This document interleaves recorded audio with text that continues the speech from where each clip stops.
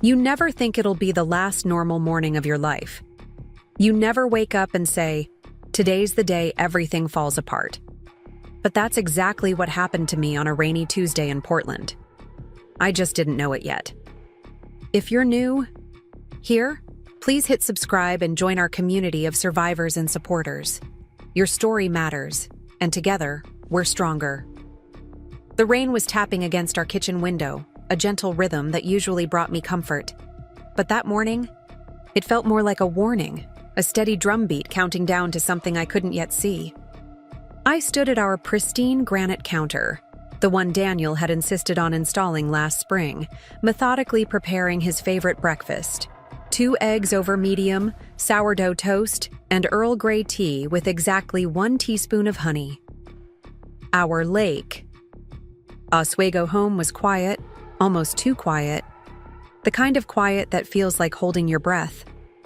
Upstairs, I could hear Daniel getting ready for work, his footsteps heavy against the hardwood floors. Each step made me flinch slightly, though I tried to hide it even from myself. The tea kettle began to whistle, and I quickly lifted it off the burner. Daniel hated loud noises in the morning. Well, he hated them any time, but especially in the morning. I poured the hot water over the tea bag, watching the dark liquid swirl and spread. The honey went in next, 1 perfect teaspoon, just the way he liked it. Everything had to be just the way he liked it. I checked my phone discreetly. 3 missed. Calls from Jennifer, his sister. My stomach clenched. Nothing good ever came from Jenny's calls, especially not 3 of them before 8 a.m. I quickly slipped the phone back into my robe pocket as Daniel's footsteps reached the bottom of the stairs. "Morning," he said, his voice carefully neutral. That was another warning sign I should have heeded. Daniel was never neutral about anything. "Good morning," I replied, sliding his breakfast plate and tea across the counter. "Did you sleep well?" He ignored my question, picking up his phone instead. "Jenny tried calling you." My hands trembled slightly as I poured my own tea. "Oh? I haven't checked my phone yet this morning." The lie felt bitter on my tongue, but it was the kind of small deception I'd learned to employ for peace, for survival. "She needs to borrow your credit card," Daniel said, not looking up from his phone. "For her new business venture." Of course she did. Jenny always needed something. In the 5 years I'd been married to Daniel, his sister had started 6 different businesses. Each one had ended the same way, with maxed-out credit cards and tearful promises to pay everyone back. The last time, she'd nearly drained our savings account. "I don't think that's a good idea," I said softly, focusing on stirring my tea. After last time? After last time what?" Daniel's voice took on that dangerous edge I knew too well. "Are you saying my sister isn't trustworthy?" I gripped my mug tighter, watching the steam rise in delicate swirls. "No, of course not. It's just, we agreed after the yoga studio incident that we needed to be more careful with our finances." Daniel set his phone down with deliberate slowness. "No, Becky, you agreed. I never said my sister couldn't count on us when she needs help. I thought about the credit card in my wallet, the only one that was still just in my name. The one I'd been secretly using to build up an emergency fund, putting aside small amounts each month where Daniel wouldn't notice. The one thing I still had that was truly mine." "She's family," Daniel continued, his voice rising slightly. "Family helps family. Or did your parents not teach you that before they—" "Don't," I whispered, my voice cracking. "Please don't bring them into this." He stood up, pushing his barely touched breakfast aside. "Jenny's coming over for lunch today. We'll sort this out then." My heart started racing. "I have plans for lunch. I'm meeting Olivia at—" "Cancel them. But cancel them." Each word was clipped, final. "Jenny needs us. She's family. That's more important than whatever gossip session you have planned with that cafe owner." I nodded, not trusting myself to speak. Daniel walked over to me, placing his hand on my shoulder. To anyone else, it might have looked like an affectionate gesture. I knew better. "You'll give Jenny your card," he said softly. "And you'll be nice about it. Won't you, Becky?" I forced myself to nod again, fighting back tears. "Good girl." He squeezed my shoulder hard enough to make me wince. "I have a showing at 9. I'll be back with Jenny around noon. Have lunch ready." After he left, I stood in the kitchen for a long time, listening to the rain. My tea had gone cold, untouched. I picked up my phone and opened my messages to Olivia. "Need to cancel lunch," I typed. "Family emergency." Olivia's response came quickly. "Everything okay?" I stared at those 2 words, feeling their weight. Was anything okay? Had it been okay for a long time? My finger hovered over the keyboard as I thought about all the lunches I'd canceled, all the times I'd made excuses, all the moments I'd chosen. Daniel's version of peace over my own happiness. "Just Jenny stuff," I replied finally. "Rain check?" "Always here if you need me," Olivia wrote back. "Anytime, day or night. You know that, right?" I did know that. I just wasn't sure I deserved it anymore. Looking at the clock, I realized I had 4 hours until Daniel returned with Jenny. 4 hours to decide. Would I give up my last piece of financial independence to keep the peace? Or would I finally stand my ground? The rain kept falling, and, somewhere in the distance, thunder rumbled. A storm was coming, both outside and in. I just didn't know yet how bad it would be. The next 4 hours felt like walking through molasses. Every minute dragged as I tried to keep myself busy, to keep my mind from spinning out of control. I cleaned our already spotless kitchen, wiped down the granite countertops until I could see my reflection in them, and started preparing lunch. Daniel's favorite chicken piccata with roasted vegetables. My hands moved automatically through the familiar motions while my thoughts raced. I couldn't stop thinking about Jenny's previous business ventures. There was the yoga studio that never opened, the organic skincare line that consisted of nothing more than a fancy Instagram account, the life coaching certification she never completed, the jewelry making business that produced exactly 3 necklaces, the meal prep service that ended in food poisoning, and most recently, the fashion blog that lasted exactly 2 weeks. Each failure had cost me, thousands of dollars. The chicken was sizzling in the pan when my phone buzzed. Another message from Jenny. "Can't wait to tell you about my new project. You're going to love it. This one's different. I promise." I set the phone down without responding, my hands shaking slightly as I added capers to the sauce. Different. That's what she always said. That's what Daniel always believed. Or pretended to believe. Sometimes I wondered if he actually cared about Jenny's businesses at all, or if this was just another way to keep me under his control. The sound of rain against the windows grew stronger, matching the storm building inside my chest. I thought about my credit card, safely tucked away in my wallet, the only thing that was truly mine anymore. I thought about the careful balance I maintained on it, never using it for anything suspicious, making small purchases here and there at the grocery store or gas station, slowly building up cashback rewards that I converted to statement credit. 3 years of careful planning had given me a small emergency fund, hidden in plain sight. My phone buzzed again. This time it was Olivia. "Just checking in. The cafe's quiet today if you want to talk." I stared at her message, remembering when we first met 2 years ago. I'd wandered into the Copper Cup Cafe on a rare afternoon, alone, drawn by the smell of fresh coffee and the warm, inviting atmosphere. Olivia had been behind the counter, her curly hair escaping from its messy bun, her smile genuine and warm. We'd clicked immediately, bonding over our shared love of mystery novels and Earl Grey tea. Daniel hadn't liked it. He never said so directly, but I saw how his jaw tightened whenever I mentioned her name, how he always had some reason why I couldn't meet her for lunch or coffee. "She's just using you to network," he'd say. "She probably just wants free publicity for her cafe." But Olivia had never asked me for anything except my friendship. The timer on the oven beeped, startling me from my thoughts. as I pulled out the roasted vegetables, I caught a glimpse of my reflection in the window. When had I started looking so tired? So afraid? The woman staring back at me barely resembled the elementary school teacher I'd been when I first met Daniel. That woman had been confident, independent, loved by her students and respected by their parents. That woman had dreams of her own. I plated the food carefully, arranging everything just the way Daniel liked it. The perfectionism he'd instilled in me over the years had become second nature.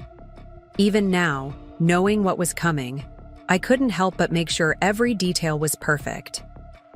The table was set with our best plates, the ones we'd received as wedding gifts.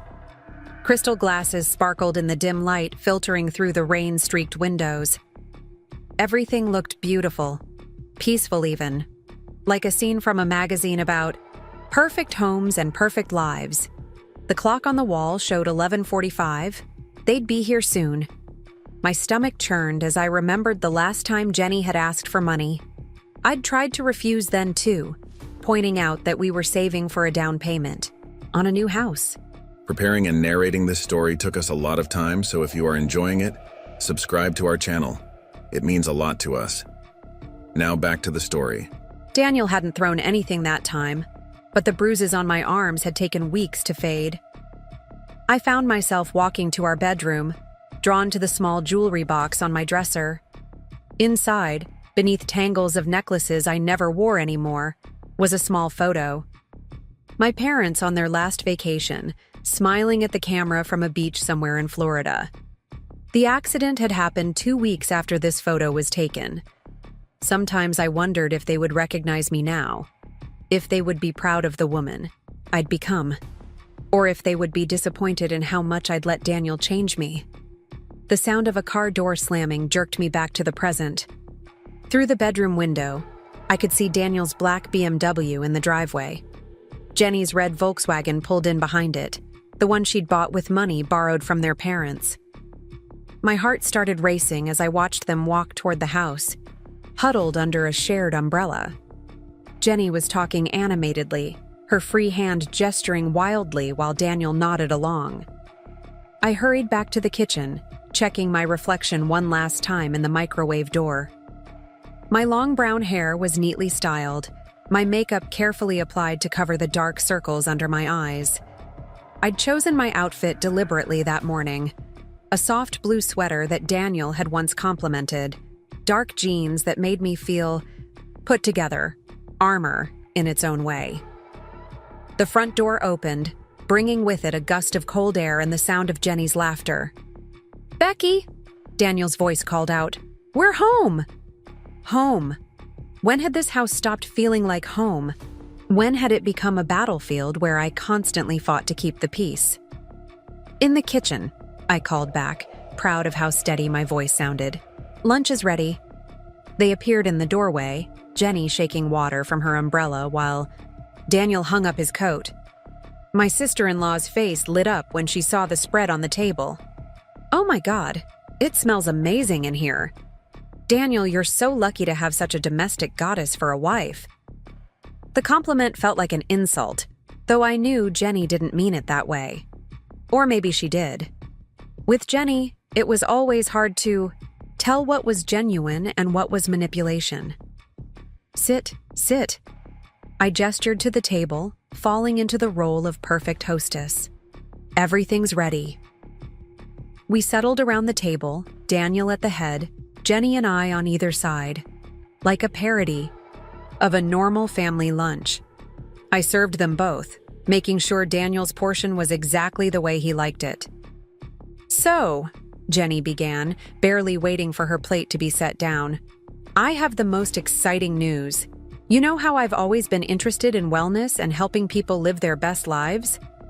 I nodded automatically, though I couldn't remember Jenny ever mentioning anything about wellness before last week. "Well, I've found this amazing opportunity. It's a new supplement company, totally revolutionary. They're looking for wellness coaches to help spread the message.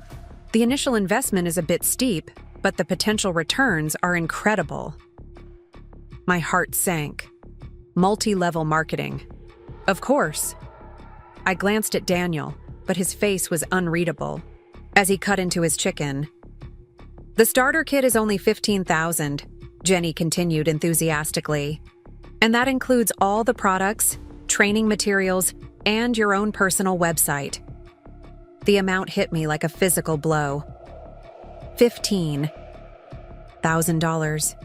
More than she'd ever asked for before. More than my credit card's limit could even handle. "Jenny," I began carefully, "that sounds interesting, but I knew you'd love it," she interrupted. "And the best part is, you could join too. We could be business partners." I set my fork down, my appetite completely gone. "Actually, I don't think... Becky." Daniel's voice was quiet but sharp. A warning. "Let your sister finish." I fell silent, watching as Jenny pulled out a glossy brochure from her oversized purse. The same purse, I noticed, that she'd bought with money borrowed from their mother last Christmas. Money she'd promised to pay back but never had. "Look at these testimonials." She spread the brochure across the table, right over our carefully plated lunch. "People are making 6 figures in their first year, and with your credit card, I could get started right away. I already have my first 5 customers lined up." Thunder rumbled outside, closer now. The storm was almost here. I stared at the brochure spread across our lunch table, my mouth dry as Jenny continued her enthusiastic pitch. The glossy photos showed smiling women in yoga pants, holding green, smoothies and walking on beaches, their perfect lives supposedly made possible by selling overpriced supplements to their friends and family. "The company is called Vitality Plus," Jenny was saying, her eyes bright with excitement. "It's not just supplements, it's a whole lifestyle, brand, and the best part is, once you build your downline, you barely have to work at all." Lightning flashed outside, illuminating the kitchen for a brief moment. In that flash, I caught Daniel's expression, the hardness in his eyes, the slight downturn of his mouth. I knew that look. It was the same look he'd given me before every major fight we'd had in our marriage. "Jenny," I said, trying to keep my voice gentle but firm, "I appreciate you thinking of me, but I can't help with this. My credit card won't even cover that amount." "Oh, that's no problem." Jenny reached into her purse again, pulling out more papers. "They have a special financing option. You can split it between multiple cards. I thought maybe we could use yours for the initial deposit, and then..." "No." The word came out stronger than I intended, surprising even me. The kitchen went silent. Even the rain seemed to pause for a moment. Jenny's smile faltered, and Daniel set down his fork with deliberate slowness. "What did you say?" he asked, his voice dangerously quiet. I took a deep breath, forcing myself to meet his gaze. I said no. I'm not giving Jenny my credit card. Not for this, not for anything else. Jenny's lower lip started to tremble, a move I'd seen her perfect over years of getting her way. But I thought you supported me. You're my sister." "Sister-in-law," I corrected, the words tumbling out before I could stop them. "And I do support you, Jenny, but not like this. Not anymore. The yoga studio, the skincare line, the jewelry business, they all ended the same way, with maxed-out credit cards and broken promises. Becky," Daniel's voice was like ice, "apologize to your sister. Now." I gripped my napkin under the table, my knuckles turning white. "No, Daniel, I won't apologize for telling the truth. This has to stop." Daniel stood up slowly, his chair scraping against the hardwood floor. The sound made me flinch, but I forced myself to stay seated, to keep my spine straight. "Jenny," he said, not taking his eyes off me, "why don't you go wait in the living room? I need to have a private conversation with my wife." Jenny gathered her brochures quickly, shooting me a hurt look as she left the kitchen. As soon as she was gone, Daniel walked to the counter where our cups of tea sat waiting. We'd barely touched our food, but he'd made sure to have fresh tea prepared for Jenny's visit. Always the perfect host. "What do you think you're doing?" he asked, picking up his cup. "I'm protecting our financial future," I replied, proud that my voice didn't shake. "We can't keep enabling Jenny's schemes. We've already lost thousands." "Our financial future?" He laughed, but there was no humor in it.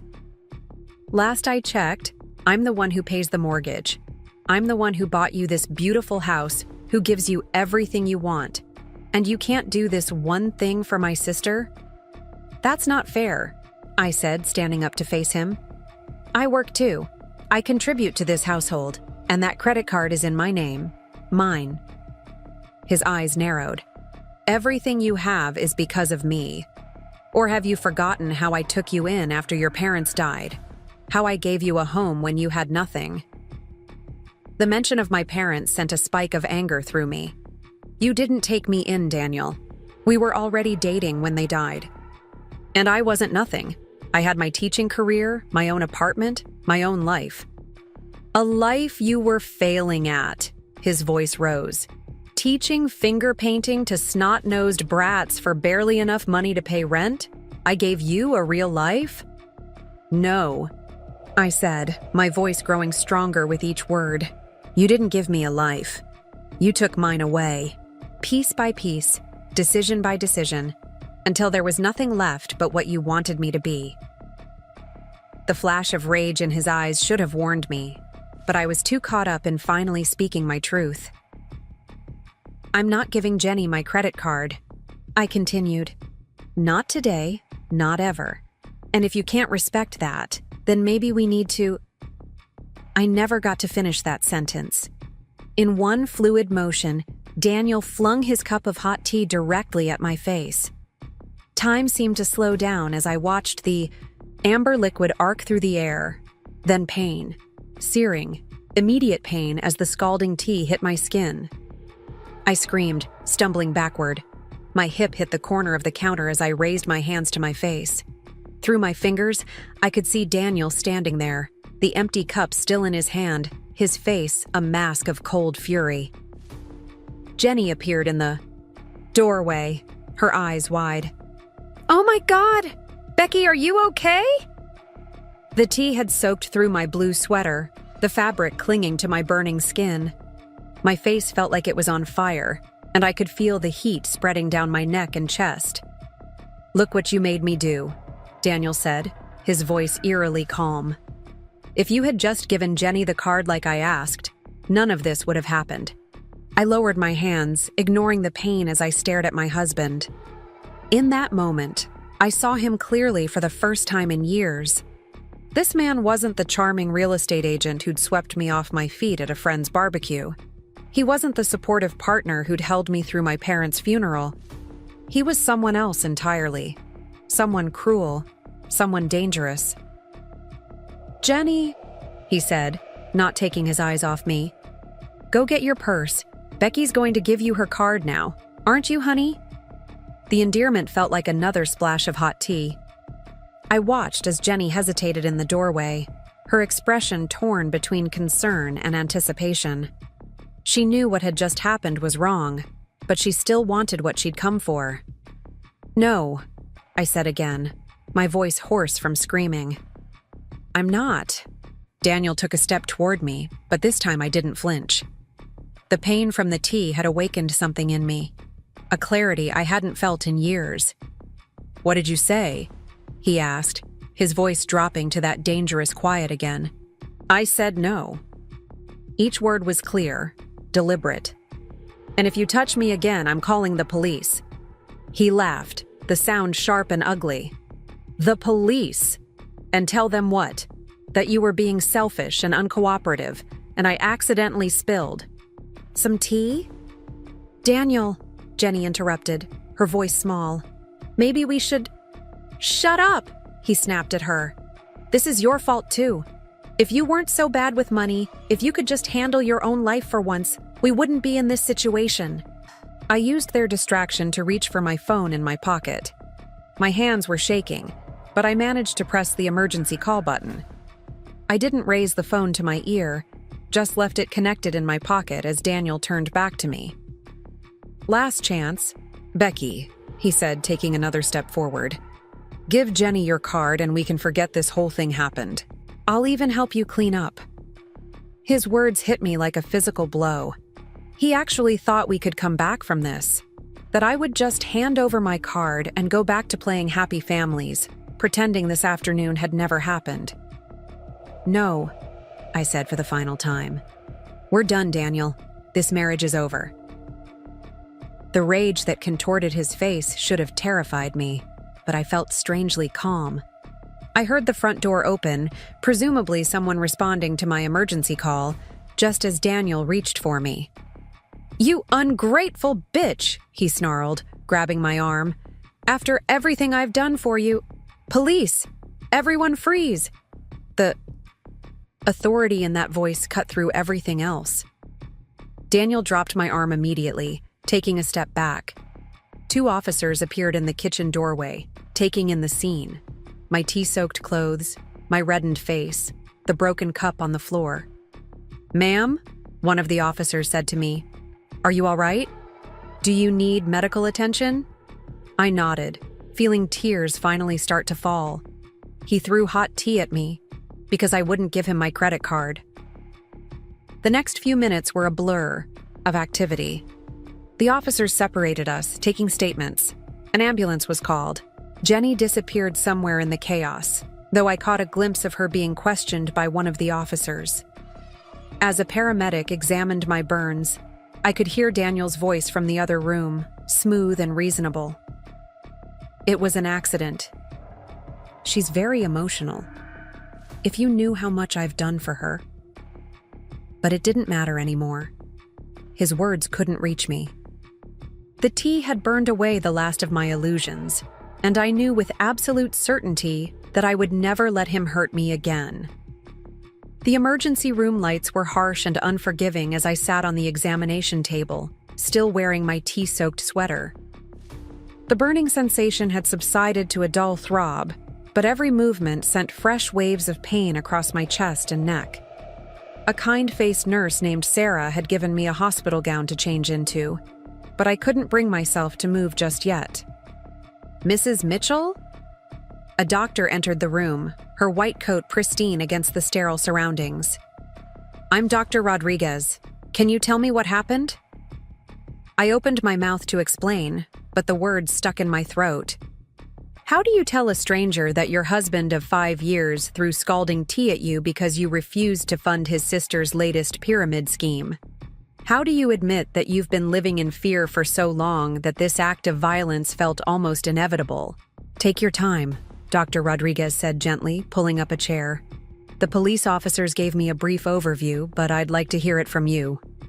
I took a deep breath, wincing at the way the movement pulled at my burned skin.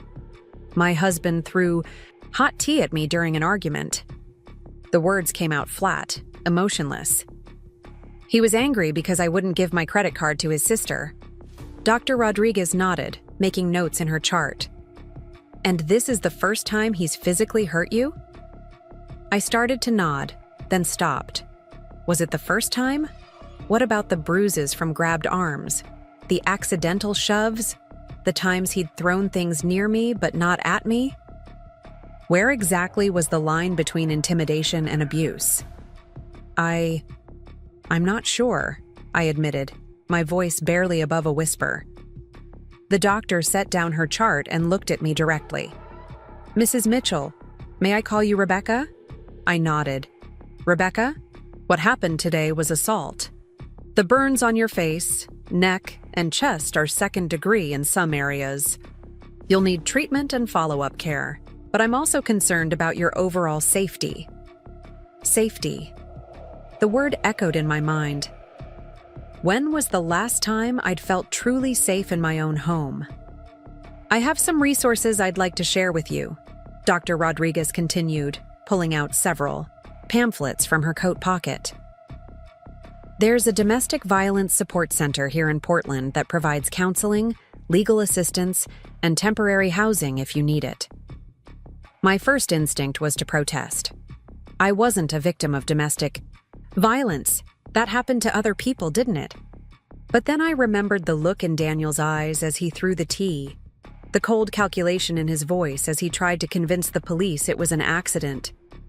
The way Jenny had hesitated in the doorway, knowing what was happening, was wrong, but still expecting to get my credit card anyway. A soft knock at the door interrupted my thoughts. Officer Chen, one of the police officers from my house, stepped into the room. "Ms. Anderson?" she said, using my maiden name, the name on my credit card, the name that was still mine. "I have an update for you. Your husband has been taken into custody, but he's likely to make bail soon. Do you have somewhere safe you can go?" The reality of my situation hit me like a physical blow. I couldn't go home. Not now, maybe not ever again. Where could I go? Most of my friends had drifted away over the years, pushed aside by Daniel's constant criticism and control. Then I remembered Olivia's text from this morning. "Always here if you need me. Anytime, day or night. You know that, right?" With trembling fingers, I reached for my phone, relieved to find it still working despite the T-splash. As I scrolled to Olivia's number, another text appeared on my screen. It was from Jenny. "I'm so sorry about what happened. But when you're feeling better, maybe we could still talk about Vitality Plus. I know this is bad timing, but the starter kit price goes up next week." I stared at the message in disbelief, a hysterical laugh bubbling up in my throat. Even now, after everything that had happened, she was still trying to get my money. The laugh turned into a sob, and suddenly I was crying. Deep, body-shaking sobs that made my burned skin scream in protest. Dr. Rodriguez handed me a tissue box while Officer Chen waited patiently. When I finally got myself under control, I dialed Olivia's number. She answered on the first ring. "Becky, are you okay? I've been so worried." The concern in her voice brought fresh tears to my eyes. "Liv, I need help. Something happened and I can't go home." "Where are you?" Her response was immediate, no questions asked. "Legacy Emmanuel Medical Center, the emergency room. I'll be there in 15 minutes. Don't move." True to her word, Olivia arrived exactly 15 minutes. Later, bursting into the examination room with her curly hair wild from the rain and her cafe apron still tied around her waist. She took one look at my burned skin and tear-stained face and immediately pulled out her phone. "Nate," she said. When her husband answered, "I need you to get the guest room ready and maybe pick up some comfortable clothes? Size small." "Yes, it's important. I'll explain later." While she made arrangements, Dr. Rodriguez finished examining my burns and gave me instructions for care. First-degree burns on my face, second-degree on my neck and upper chest. "It could have been worse," she said, "if I hadn't jerked back when I did. The tea could have hit my eyes." Officer Chen took more photos for evidence and helped me fill out paperwork for a restraining order. "We'll need you to come down to the station tomorrow to complete your statement," she said. "But for now, focus on getting somewhere safe and taking care of those burns." As Olivia drove me to her house, the reality of my situation began to sink in. I had left my house with nothing but my phone, wallet, and the clothes on my back. Clothes that were now ruined and smelled of Earl gray tea. Everything else, my clothes, my photos, my important documents, was still in the house with Daniel. "We'll figure it out," Olivia said, seeming to read my thoughts. "One step at a time, okay?" We pulled up to her craftsman-style home in Southeast Portland. It looked exactly like the kind of place I'd always dreamed of living. Warm, inviting, with window boxes full of flowers and wind chimes tinkling on the porch. So different from the cold, modern aesthetic Daniel had insisted on for our house. Nate met us at the door, his kind face creased with concern. "The guest room's ready," he said. "I picked up some necessities, pajamas, toiletries, that kind of thing. The kids are at my mom's for the night, so you can have some peace and quiet."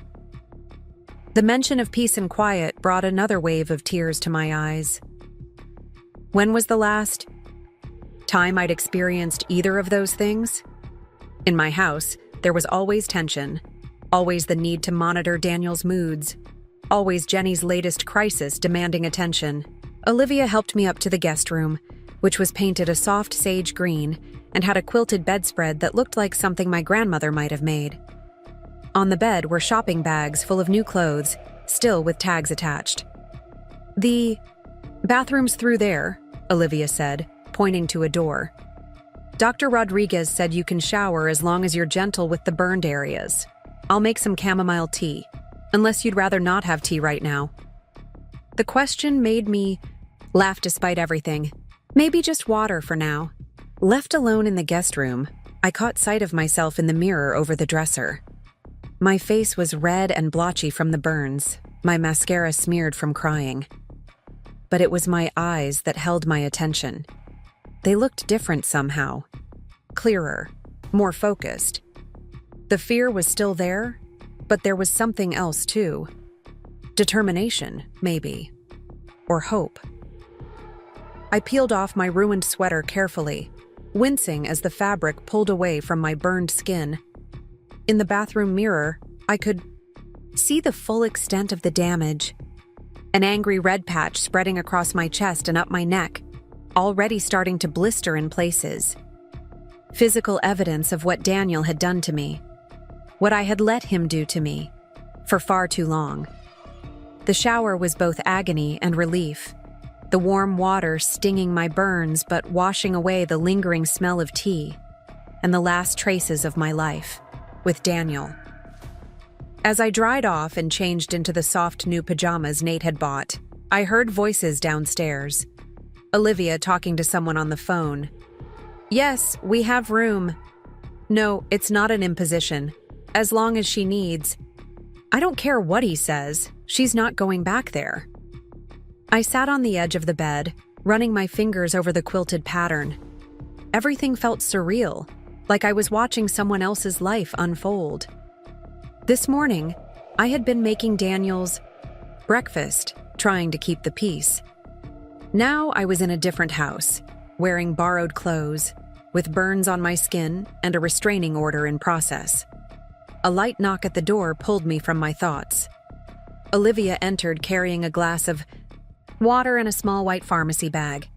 "The prescriptions Dr. Rodriguez called in are ready," she said. "Pain medication and antibiotic cream for the burns. Do you want to try to eat something?" I shook my head. The thought of food made my stomach turn. "Okay," she said, setting everything on the bedside table. "But you should take the pain meds. And Becky?" She waited until I looked at her. "You're safe here. Whatever you need, however long you need to stay, we're here for you." The simple declaration of support broke something open inside me. "I don't know what to do," I whispered. "Everything I own is in that house. My clothes, my papers, my parents' photos." "We'll figure it out," Olivia repeated her earlier promise. "Officer Chen said they can send a police escort when you're ready to get your things. But for tonight, just rest. Tomorrow is soon enough to make plans." As she turned to leave, my phone buzzed with another text. I expected it to be from Daniel or Jenny, but instead it was from Hannah, the manager at the Copper Cup Cafe. "Heard what happened. We have an opening for a full-time position if you're interested. Nothing like serving other people's tea to help you reclaim your power." The message, with its gentle humor and underlying support, brought fresh tears to my eyes. But these were different tears. Not of fear or pain, but of gratitude. Less than 12 hours after my world had imploded, people were already reaching out to help me rebuild it.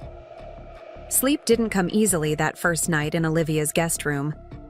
Every time I closed my eyes, I saw Daniel's face twisted with rage, felt the scorching tea hitting my skin. The unfamiliar creaks and settling sounds of a different house kept startling me awake. But it wasn't just the physical discomfort or strange surroundings keeping me up. It was the memories. As I lay there in the darkness, my mind kept replaying moments from my relationship with Daniel, but now I was seeing them through new eyes. like watching a movie for the second time and catching all the clues you missed the first time around. I remembered our first date 6 years ago. He'd taken me to an upscale restaurant in the Pearl District, the kind of place my teacher's salary rarely allowed me to visit. When I ordered a glass of wine I liked, he'd corrected me, suggesting something more expensive. At the time, I'd been impressed by his knowledge, flattered by his attention to detail. Now I wondered, had that been the first sign of his need to control everything? The night we got engaged, 4 months after my parents' accident, I'd still been deep in grief, barely functioning. Daniel had been my rock, handling funeral arrangements, dealing with the estate paperwork, making sure I ate and slept. When he proposed, it felt like he was saving me. But had he really been saving me or taking advantage of my vulnerability? Lightning flashed outside the window, illuminating the guest room for a moment. The storm from earlier hadn't let up. If anything, it had gotten stronger. I touched my burns gently, feeling the heat still radiating from my skin despite the medication.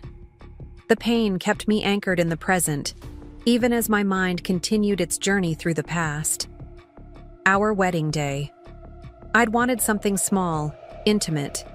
Daniel had insisted on a large affair at the Portland Art Museum, inviting all his real estate contacts and business associates. Jenny had been my maid of honor, another of Daniel's decisions. She'd lost the original wedding rings during the rehearsal dinner and had to be rushed to buy replacements the morning of the ceremony. Daniel had laughed it off, paying for new ones without hesitation. But he'd held that over my head later. During arguments, remember how understanding I was about the rings? Why can't you be as understanding about Jenny's needs? The sound of rain against the windows grew louder, matching the turbulent flow of my thoughts. I remembered the day we moved into our Lake Oswego house. I'd been excited to decorate, to make it our home. But Daniel had already hired an interior designer, someone who specialized in the modern, minimalist style he preferred. My boxes of books, my comfortable reading chair, my collection of throw pillows, all deemed too cluttered, too shabby. They'd ended up in storage, along with so many other pieces of myself. My phone buzzed on the nightstand, another text from Jenny. Daniel made bail. He's staying at Mom and Dad's. He's really sorry about what happened. Maybe if you just talk to him. I turned the phone face down without replying. Of course he was sorry. He was always sorry after he went too far. But being sorry didn't change anything. Being sorry didn't erase the bruises, heal the burns, or restore my sense of safety. Unable to sleep, I got up carefully and walked to the window. Olivia's street looked different at night, the rain-slicked pavement reflecting the streetlights like scattered stars. A cat darted across the road, seeking shelter from the storm. I thought about all the times I'd stood at my own window, watching Daniel's car pull into the driveway, trying to gauge his mood by the way he walked to the front door.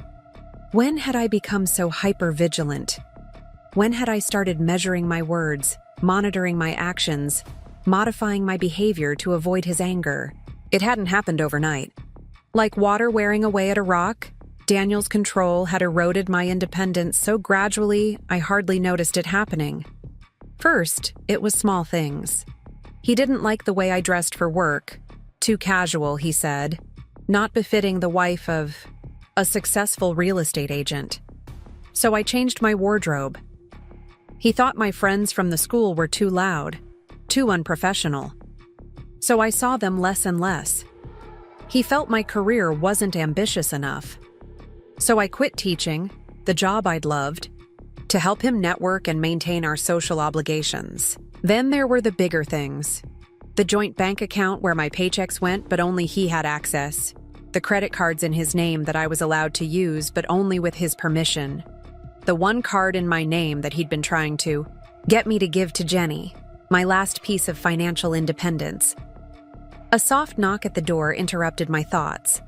Olivia stood there with 2 mugs of what smelled like hot chocolate. "Couldn't sleep either?" she asked, offering me one of the mugs. I shook my head, accepting the drink gratefully. Too much thinking. She settled into the window seat beside me, pulling her legs up under her. Want to talk about it? I keep trying to figure out when it all started going wrong, I said, watching the steam rise from my mug. When I stopped being me and started being just his wife. Olivia was quiet for a moment, letting me gather my thoughts. You know what's crazy? I continued. I keep thinking about my students. Remember last year when you let me help out at the cafe's summer reading program? She nodded, smiling at the memory. There was this little girl, Emma. She was so bright, so full of questions. But whenever she got an answer wrong, she'd apologize over and over. Her mom would pick her up sometimes with fresh bruises, always. With a ready explanation, she's so clumsy, she falls a lot. You know how kids are? My voice cracked. I reported it to Child Services. I fought for that little girl. So why couldn't I fight for myself? Because it's different when you're in it, Olivia said gently. It's like that story about the frog in boiling water. If you put a frog in hot water, it'll jump right out. But if you put it in cool water and heat it slowly, it doesn't realize the danger until it's too late. I should have realized sooner, I whispered, touching my burns again. All the signs were there. The way he isolated me from my friends. How he always sided with Jenny, no matter how ridiculous her demands were. The constant criticism disguised as concern. Even the way he talked about my parents' death, like he was some kind of savior who rescued me from my grief. Lightning flashed again, closer this time. In the brief illumination, I caught sight of my reflection in the window. The burns on my face were starting to blister, creating a mottled pattern across my skin. But beneath the injuries, I could see something else. A glimmer of the woman I used to be. The one who loved teaching, who had dreams and opinions of her own. When my parents died, I said slowly, I lost my compass. Everything that anchored me to who I was. Gone in a single car accident. Daniel stepped in and became my new anchor. But anchors don't just hold you steady, do they? They also hold you back. Olivia reached over and squeezed my hand. Maybe it's time to be your own anchor. Another text lit up my phone screen. This time it was from Daniel. Sweetheart, please come home. We can work this out. I'll get help. I'll do anything you want. Just don't throw away our marriage over one mistake. One mistake. As if the tea incident existed in isolation, separate from years of emotional manipulation and financial control. As if it hadn't been building to this moment from the very beginning. I kept a journal during my first year of teaching, I told Olivia, still staring at Daniel's message. Every night, I'd write about my students, my lessons, my hopes for their futures. After Daniel and I got married, he found it and read it. He said my writing was childish, that I was focusing too much on work and not enough on being a good wife. I stopped writing after that. Do you still have the journal? It's in a box in our storage unit, along with most of my old life. I took a sip of hot chocolate, letting the sweetness wash away the phantom taste of Earl Grey tea. Daniel has the key. Olivia's eyes lit up with determination. Then we'll get a new key. We'll get all your things back, Becky. Everything he took from you, your possessions, your confidence, your independence. We'll get it all back. For the first time since the tea incident, I felt something like hope stirring in my chest. I don't even know where to start. You already started, Olivia said firmly. The moment you said no to giving Jenny your credit card, the moment you stood your ground, that was the start. Everything else is just details we can figure out. Together. The storm outside was beginning to ease, the spaces between lightning and thunder growing longer. As the rain softened to a gentle patter, I felt my racing thoughts begin to calm. Tomorrow would bring new challenges, police statements to give, restraining orders to file, decisions to make about my future. But for now, sitting in the quiet, darkness with my best friend and a cup of hot chocolate, I could finally see the truth about my past. Daniel hadn't saved me after my parents died. He'd simply stepped into the void their loss created, reshaping me into someone who needed saving. Someone who would accept his control as protection, his criticism as care, his anger as passion. But that person wasn't really me. She never had been. Morning light filtered through the sage-colored curtains of Olivia's guest room as I sat cross-legged, on the bed, surrounded by the pamphlets Dr. Rodriguez had given me. Each glossy page outlined different resources, different paths forward, different possibilities for a life I hadn't allowed myself to imagine. The burns on my face and chest had settled into a constant throb, but the pain medication kept it manageable enough for me to think clearly. A gentle knock at the door announced Hannah's arrival. She had come straight from opening the Copper Cup Cafe, bringing with her the comforting smell of fresh coffee and warm pastries. "I brought reinforcements," she said, setting a paper bag on the bedside table. "And some news about that job offer." Olivia appeared behind her, carrying a legal pad and several pens. "I thought we could help you make some plans," she said, settling into the armchair by the window. "Break everything down into manageable steps." Hannah perched on the edge of the bed, carefully avoiding disturbing my nest of pamphlets. "The morning rush is covered at the cafe. We've got all the time you need." The simple act of these two women rearranging their day to help me made my throat tight with emotion. In the years I'd been with Daniel, I'd forgotten what it felt like to have people in my corner who wanted nothing from me except my well-being. "I don't know where to start," I admitted, picking up one of the pamphlets about domestic violence resources. "Everything feels overwhelming." "Let's start with the practical," Hannah suggested, pulling a chocolate croissant from the paper bag and breaking it into sharing-sized pieces. "You need income, a place to live, and your important documents. Everything else can come after that." Olivia uncapped her pen, ready to take notes. "The job at the cafe is yours if you want it. Full-time, with health insurance after 90 days. It's not teaching, but it's independence," I finished, accepting a piece of the croissant. The first bite reminded me I hadn't eaten since yesterday's interrupted lunch. "When can I start?" "Tomorrow, if you're up for it," Hannah said. "We'll work around your schedule with the police and everything else you need to handle." As if on cue, my phone buzzed with a message from Officer Chen, confirming my appointment to give my official statement that afternoon. Another text followed immediately, Daniel again. "The house feels empty without you. I made your favorite breakfast. Please come home. We can talk about everything." I showed the message to Olivia and Hannah. He keeps switching between apologizing and trying to make me feel guilty.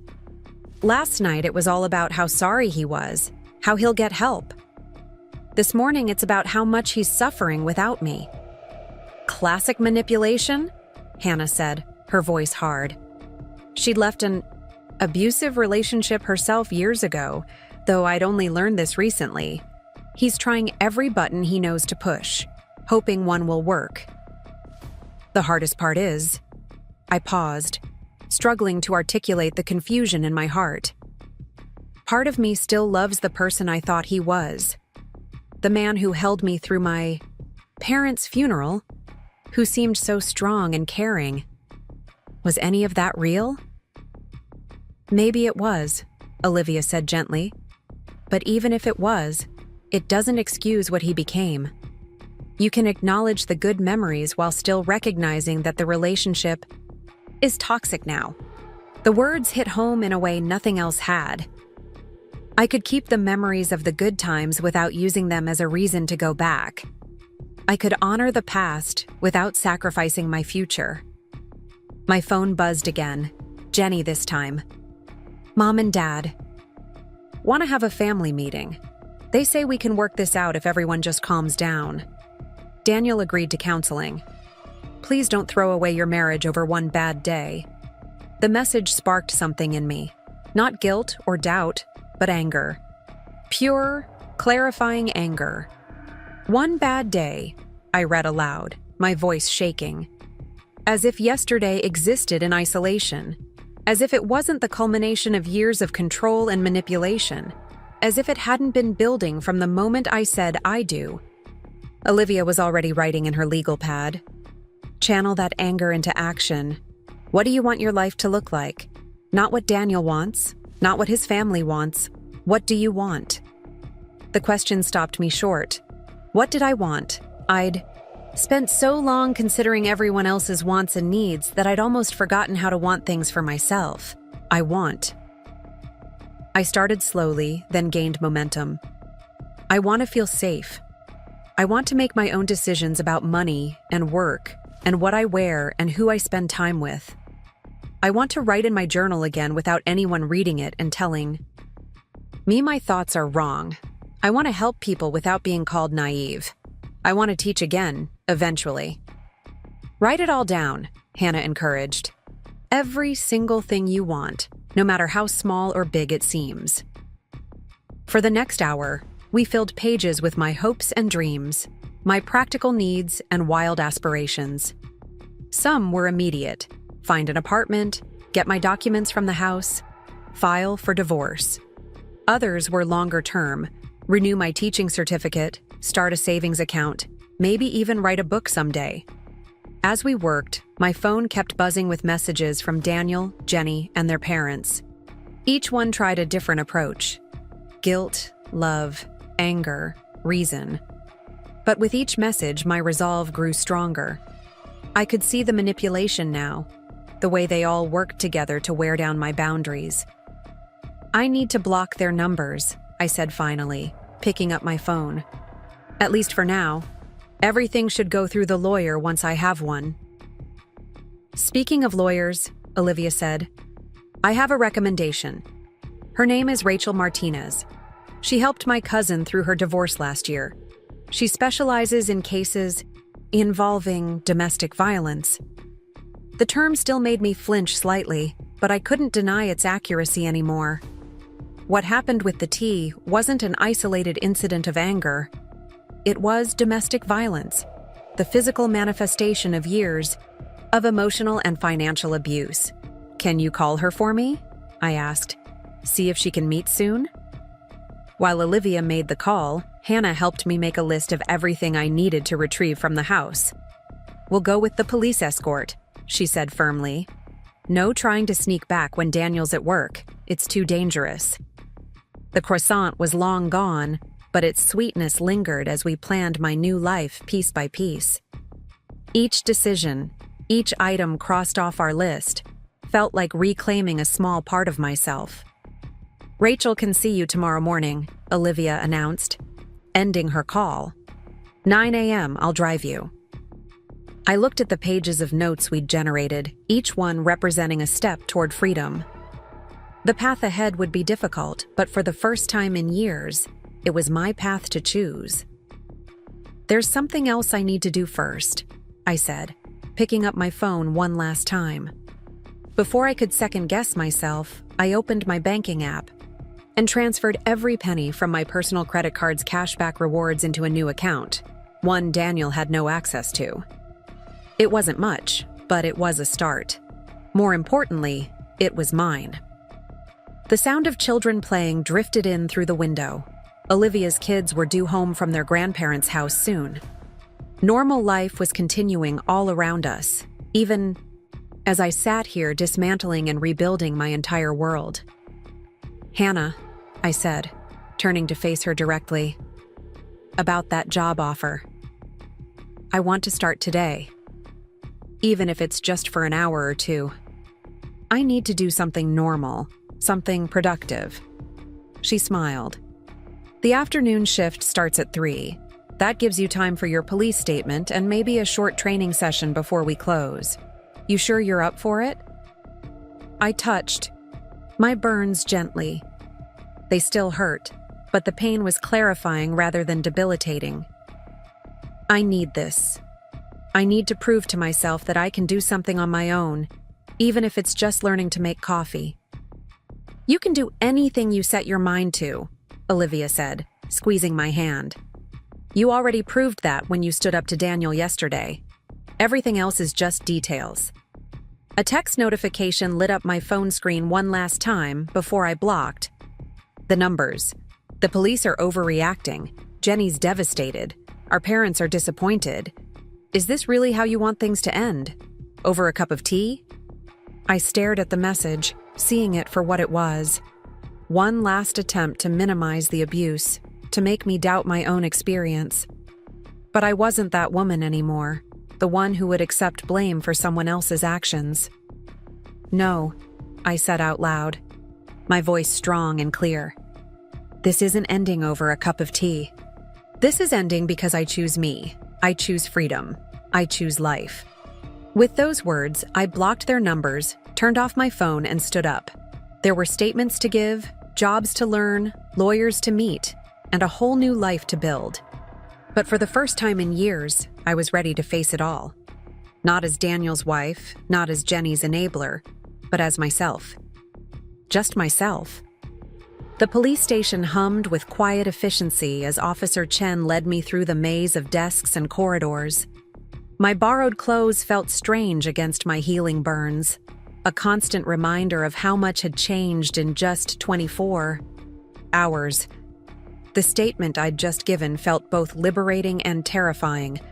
My words now permanently recorded, the truth of my situation impossible to take back or minimize. Ms. Anderson, Officer Chen said, using my maiden name as she handed me a copy of the restraining order. This is temporary for now, but we'll have a hearing in 2 weeks to make it permanent. Until then, if Daniel comes within 500 feet of you, or if he attempts any contact beyond what's legally necessary through your lawyers, call us immediately. The weight of the paper in my hands felt significant. A legal shield between me and the man I'd once trusted with my life.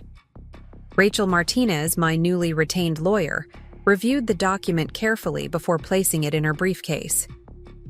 Now, Rachel said, her voice steady and professional. Let's talk about getting your belongings from the house.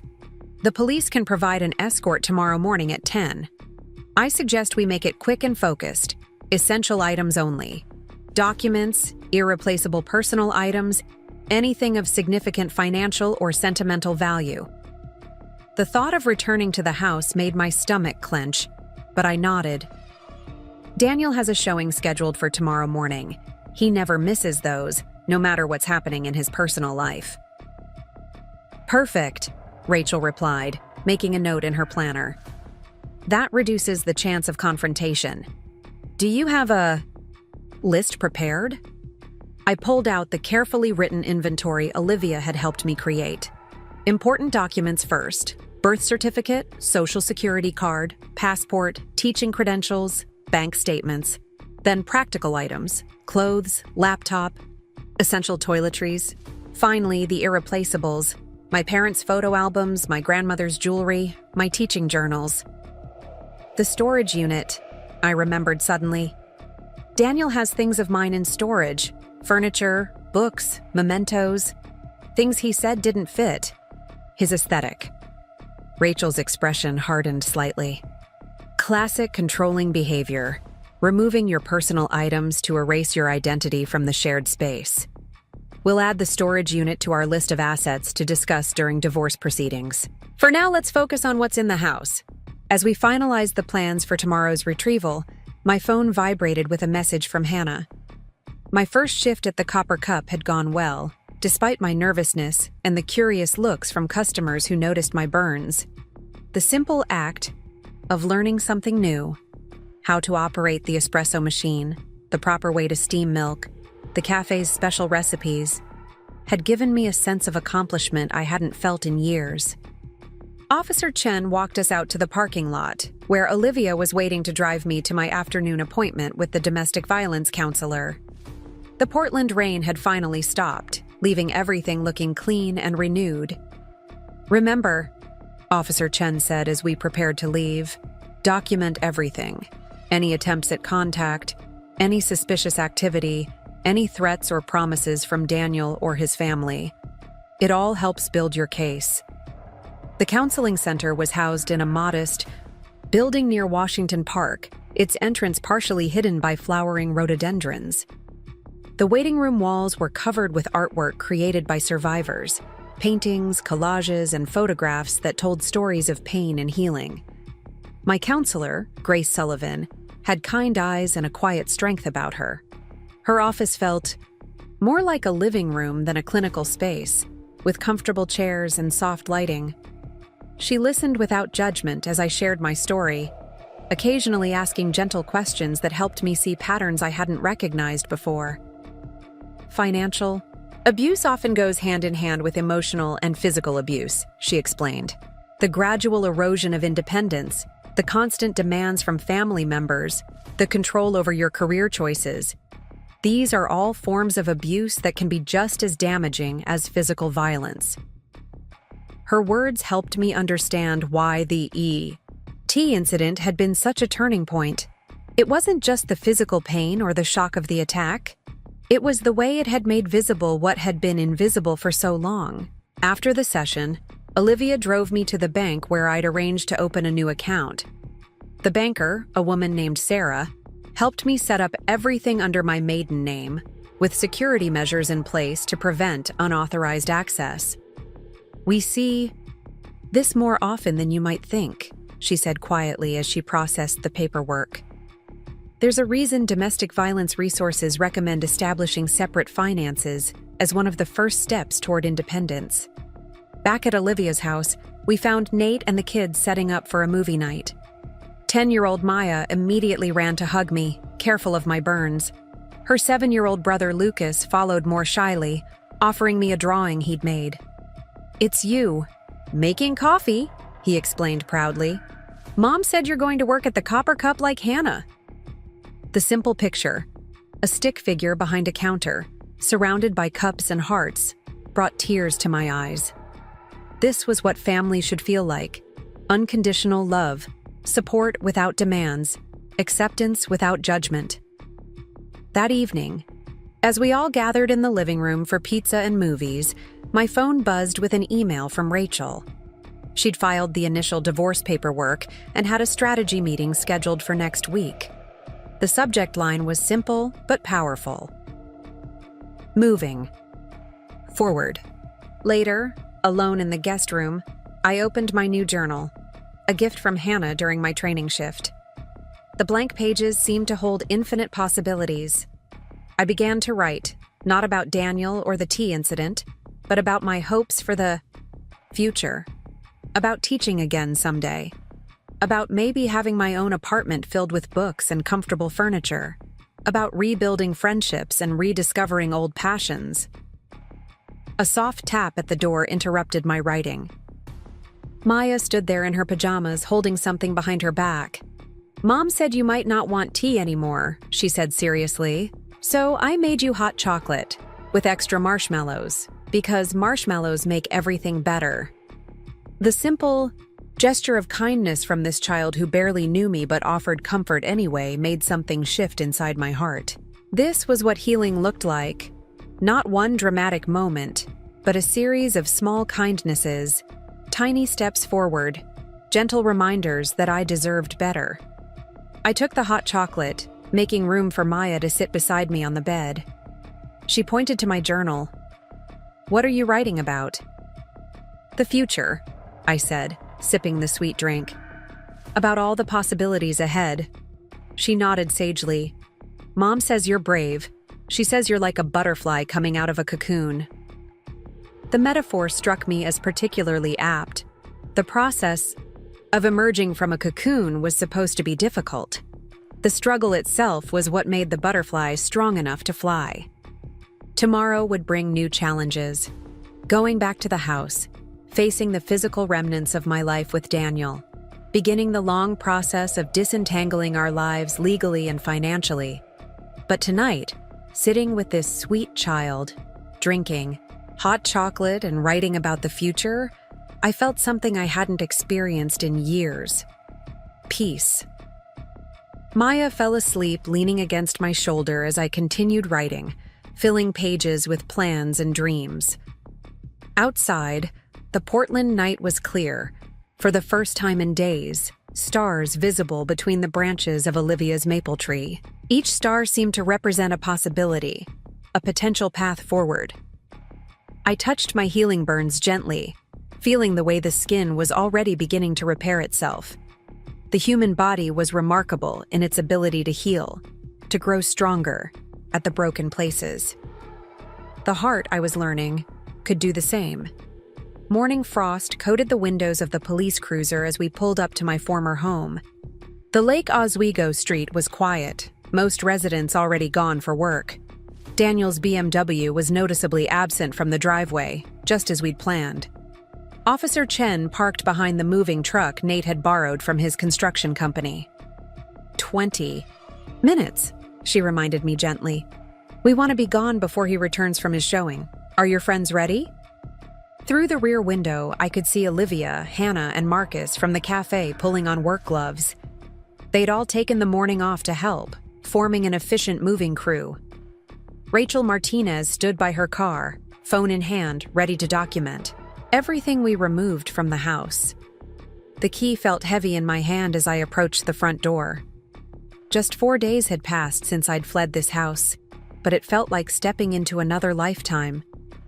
The normally immaculate entryway showed signs of chaos, mail scattered across the floor, Daniel's coffee cup unwashed in the sink, yesterday's newspaper spread across the kitchen counter. "Stay focused," Rachel called softly from behind me. "Remember our list, bedroom and office first." We moved through the house like a well-orchestrated team. Hannah and Marcus tackled the bedroom closet, carefully packing my clothes into labeled boxes. Olivia handled the bathroom, gathering my toiletries and medications. I focused on the important documents stored in the home office, Rachel by my side photographing everything we took. In the back of my closet, behind designer dresses I'd never felt comfortable wearing, I found a box I'd almost forgotten about. Inside were mementos from my teaching days, hand-drawn cards from students, photographs of class projects, lesson plans I'd been particularly proud of. Daniel had insisted I store them away, claiming they didn't fit with our new life. Now they felt like treasures, pieces of my true self preserved in cardboard and memories. "Rebecca." Officer Chen's voice carried up the stairs. 15 minutes. The urgency in her tone spurred us to move faster. Hannah discovered my jewelry box hidden in Daniel's dresser, including my grandmother's pearl necklace that he'd claimed was at the jeweler's being cleaned. Marcus found my laptop buried under files in the office. Olivia emerged from the garage with boxes of holiday decorations Daniel had deemed too festive for our modern aesthetic. As we worked, evidence of Daniel's controlling nature became impossible to ignore. My belongings had been systematically hidden, relocated, or disposed of, scattered throughout the house in places I rarely looked. It was as if he'd been slowly erasing me, piece by piece, replacing everything that made me unique with his own carefully curated version of a perfect wife. 10 minutes, Officer Chen called.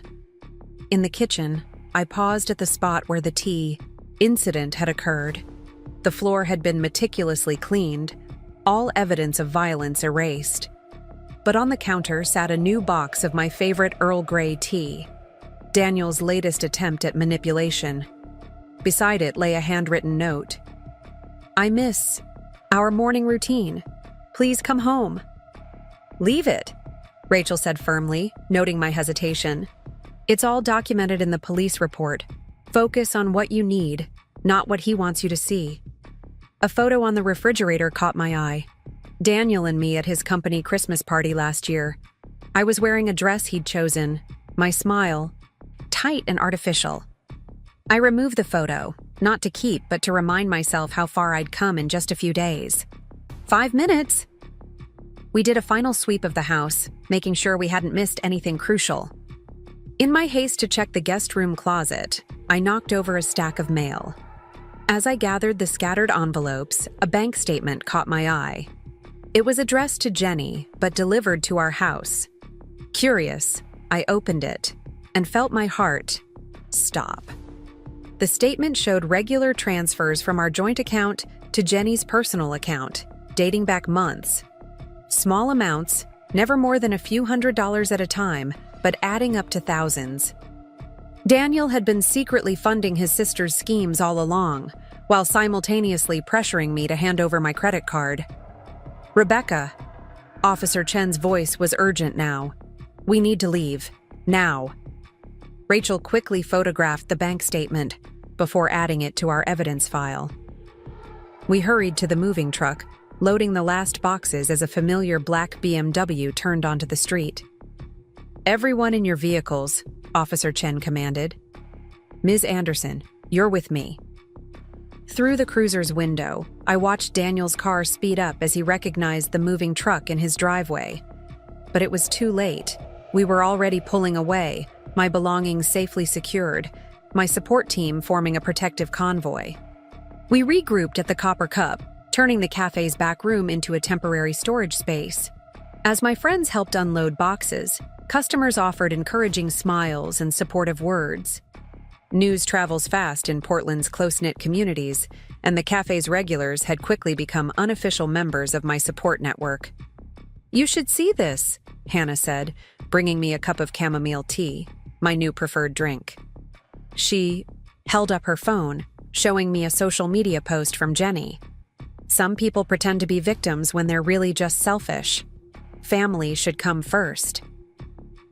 The words would have devastated me a week ago. Now they only strengthened my resolve.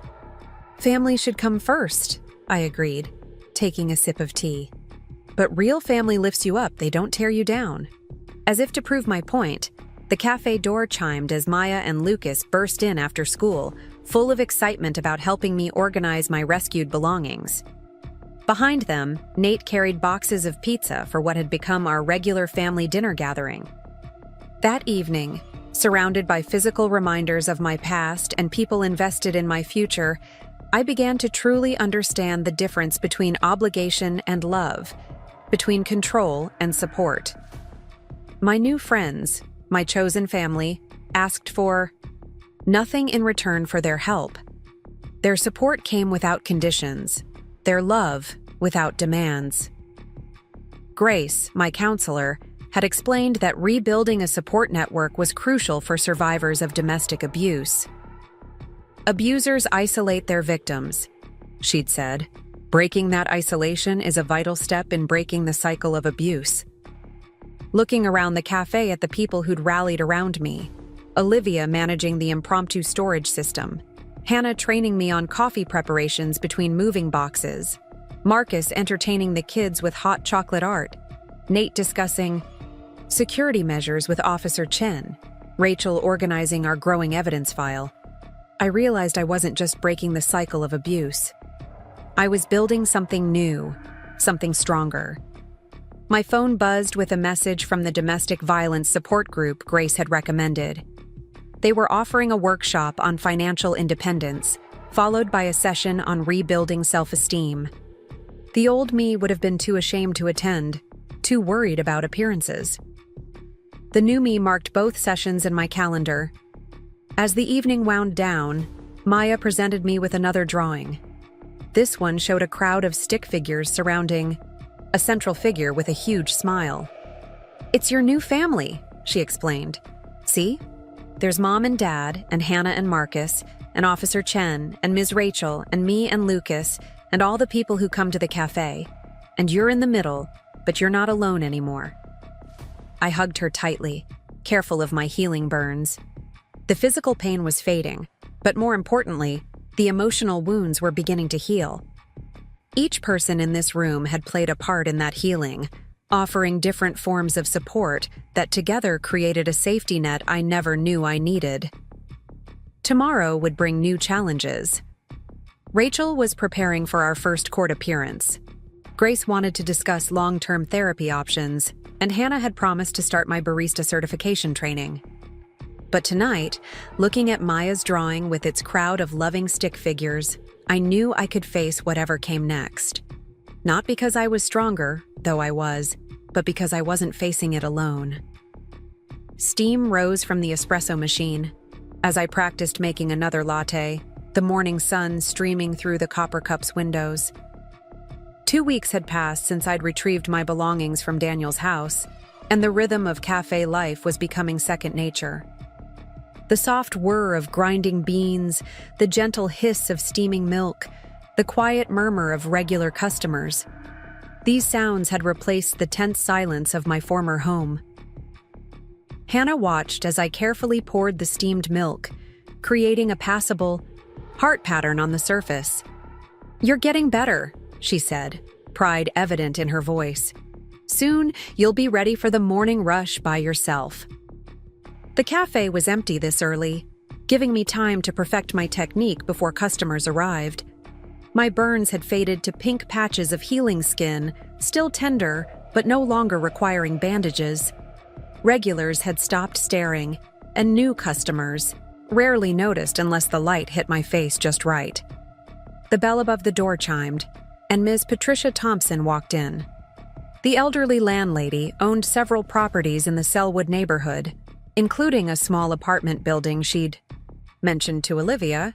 She ordered her usual, an Americano with room for cream, and settled at the counter. "Still interested in that studio apartment?" she asked, watching me work on her drink. "The current tenant moves out next week. It's small, but it has good light and a separate entrance, perfect for someone starting fresh." My hands trembled slightly as I handed her the coffee. The prospect of my own place, even a tiny studio, filled me with equal parts excitement and terror. Olivia and Nate had made it clear I could stay with them as long as I needed, but the idea of having a space that was truly mine was tempting. "Could I see it?" The words came out before I could second-guess myself. "I have a break at 10. Patricia's face lit up. "I'll pick you up. Bring your pay stubs and bank statements. The sooner we get the paperwork started, the better." As she left, Hannah squeezed my shoulder. "Ready to fly solo, little bird?" The nickname made me smile. Hannah had started calling me that after I'd confided about Maya's butterfly metaphor. Maybe. The apartment's only 6 blocks from here. I could walk to work. The morning passed in a blur of customers and coffee orders. By 10, I'd mastered heart patterns in my lattes and was working on more complex designs. Each small achievement felt significant. Proof that I could learn, grow, create something new. Patricia's car smelled of peppermint and leather as she drove me through the tree-lined streets of Selwood. The apartment building was a converted Victorian, painted a cheerful yellow with white trim. My potential studio was on the ground floor, with large windows and its own small porch. "It's not much," Patricia said, unlocking the door. "But it's clean, secure, and the utilities are included in the rent." The space was indeed small, just one room plus a tiny bathroom and kitchenette. But the windows filled it with natural light, and the hardwood floors gleamed. A built-in bookshelf covered one wall, perfect for the books I'd rescued from storage. I could already picture my reading chair in the corner, my grandmother's quilt on the bed, my photos and artwork bringing life to the white walls. "The neighborhood is safe," Patricia continued. "Lots of families, good lighting at night. The coffee shop where I found you this morning is just down the street, and there's a library branch 2 blocks over." I wandered to the windows, looking out at the small garden shared by the building's tenants. An elderly woman was tending to a plot of herbs, while a young couple played with their dog on the lawn. Normal, peaceful life happening right outside my potential home. "How much?" I asked, trying to keep my voice steady. Patricia named a figure that was surprisingly reasonable, less than I'd expected for Portland's rental market. "First month's rent and security deposit required up front, of course, but given your situation," she hesitated. "I'm willing to be flexible with the deposit if you can provide an extra reference." Tears pricked at my eyes. Word had spread through the neighborhood about what happened, about why I was looking for a fresh start. Instead of judgment, I kept encountering kindness. "Olivia's already offered to co-sign if needed," I said. "And I have pay stubs from the cafe, plus some savings. I didn't mention that those savings were from years of squirreling away cash back. Rewards on my credit card, preparing for a day I'd hoped would never come. Patricia nodded approvingly. Let's get the paperwork started. The sooner you're settled, the sooner you can truly begin healing. Back at the cafe, I shared the news with Hannah during our afternoon lull. She immediately began planning a housewarming party, listing essential items I'd need for my new space. We can check thrift stores this weekend, she suggested. Find you some dishes, maybe a small table. Marcus's brother works at a furniture store. He might be able to get you a deal on a bed. The cafe door opened, bringing a gust of autumn air and a familiar face. Grace Sullivan, my counselor, walked in with another woman I recognized from the domestic violence support group. They ordered drinks and settled at a corner table, giving me encouraging waves. I'd been attending group sessions twice a week, finding strength in shared stories and solidarity in survival. Each woman's journey was different, but the patterns were painfully similar. The gradual isolation, the financial control, the moment when everything changed. The afternoon crowd began trickling in as I prepared Grace's herbal tea. Young mothers with strollers, students with laptops, remote workers seeking caffeine and community, regular customers who'd witnessed my progress from shaky newcomer to confident barista. Each interaction, however small, helped rebuild my sense of connection to the world. My phone buzzed. A message from Rachel Martinez. The court date for the permanent restraining order was set for next week. Daniel's lawyer had requested a hearing to contest it, but Rachel was confident. We had documentation, photographs, witness statements. The truth was on our side. Another message followed, this one from my bank. The separate account I'd opened was growing slowly but steadily with each paycheck. Small amounts, but they were mine. No one else had access. No one else could decide how they were spent. The afternoon sun slanted through the cafe windows, creating patterns on the wooden floor. A young woman about my age sat at the counter, grading papers between sips of coffee. She caught me watching and smiled. First-year teacher, she explained, gesturing to the stack of assignments. Sometimes I need a change of scenery from my classroom. My heart ached with unexpected longing. I used to teach elementary school, I said softly. 3rd grade.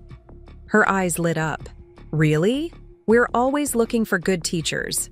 The district's desperate for experienced educators, especially in the primary grades. We talked shop for a while, classroom management strategies, curriculum. Changes, the challenges of teaching in a digital age. Each word awakened memories of who I'd been before Daniel, before I'd let someone else define my worth. You should consider coming back, she said as she packed up her papers. Teaching's not just a job, it's a calling. Once it's in your blood. She trailed off, smiling. Well, you know. I did know. Standing behind the cafe counter, I watched her leave and allowed myself to imagine a different future. Not just survival, but revival. Not just healing, but growing. The rest of my shift passed in a pleasant rhythm of customers and conversations. Hannah taught me how to close the cafe, trusting me with keys and alarm codes. Each small responsibility felt like a step toward normalcy. Walking back to Olivia's house in the evening light, I took a different route, past my potential new apartment. The windows glowed warmly, the current tenant's life visible in silhouette. Soon those windows would be mine. That space would hold my story. Maya was waiting on Olivia's porch, homework spread around her like a paper fan. Did you see the apartment? Is it perfect? Can I help you decorate? I sat beside her, sharing her excitement. It's small but lovely, and yes, I'd love your help decorating. Maybe you could make some art for the walls?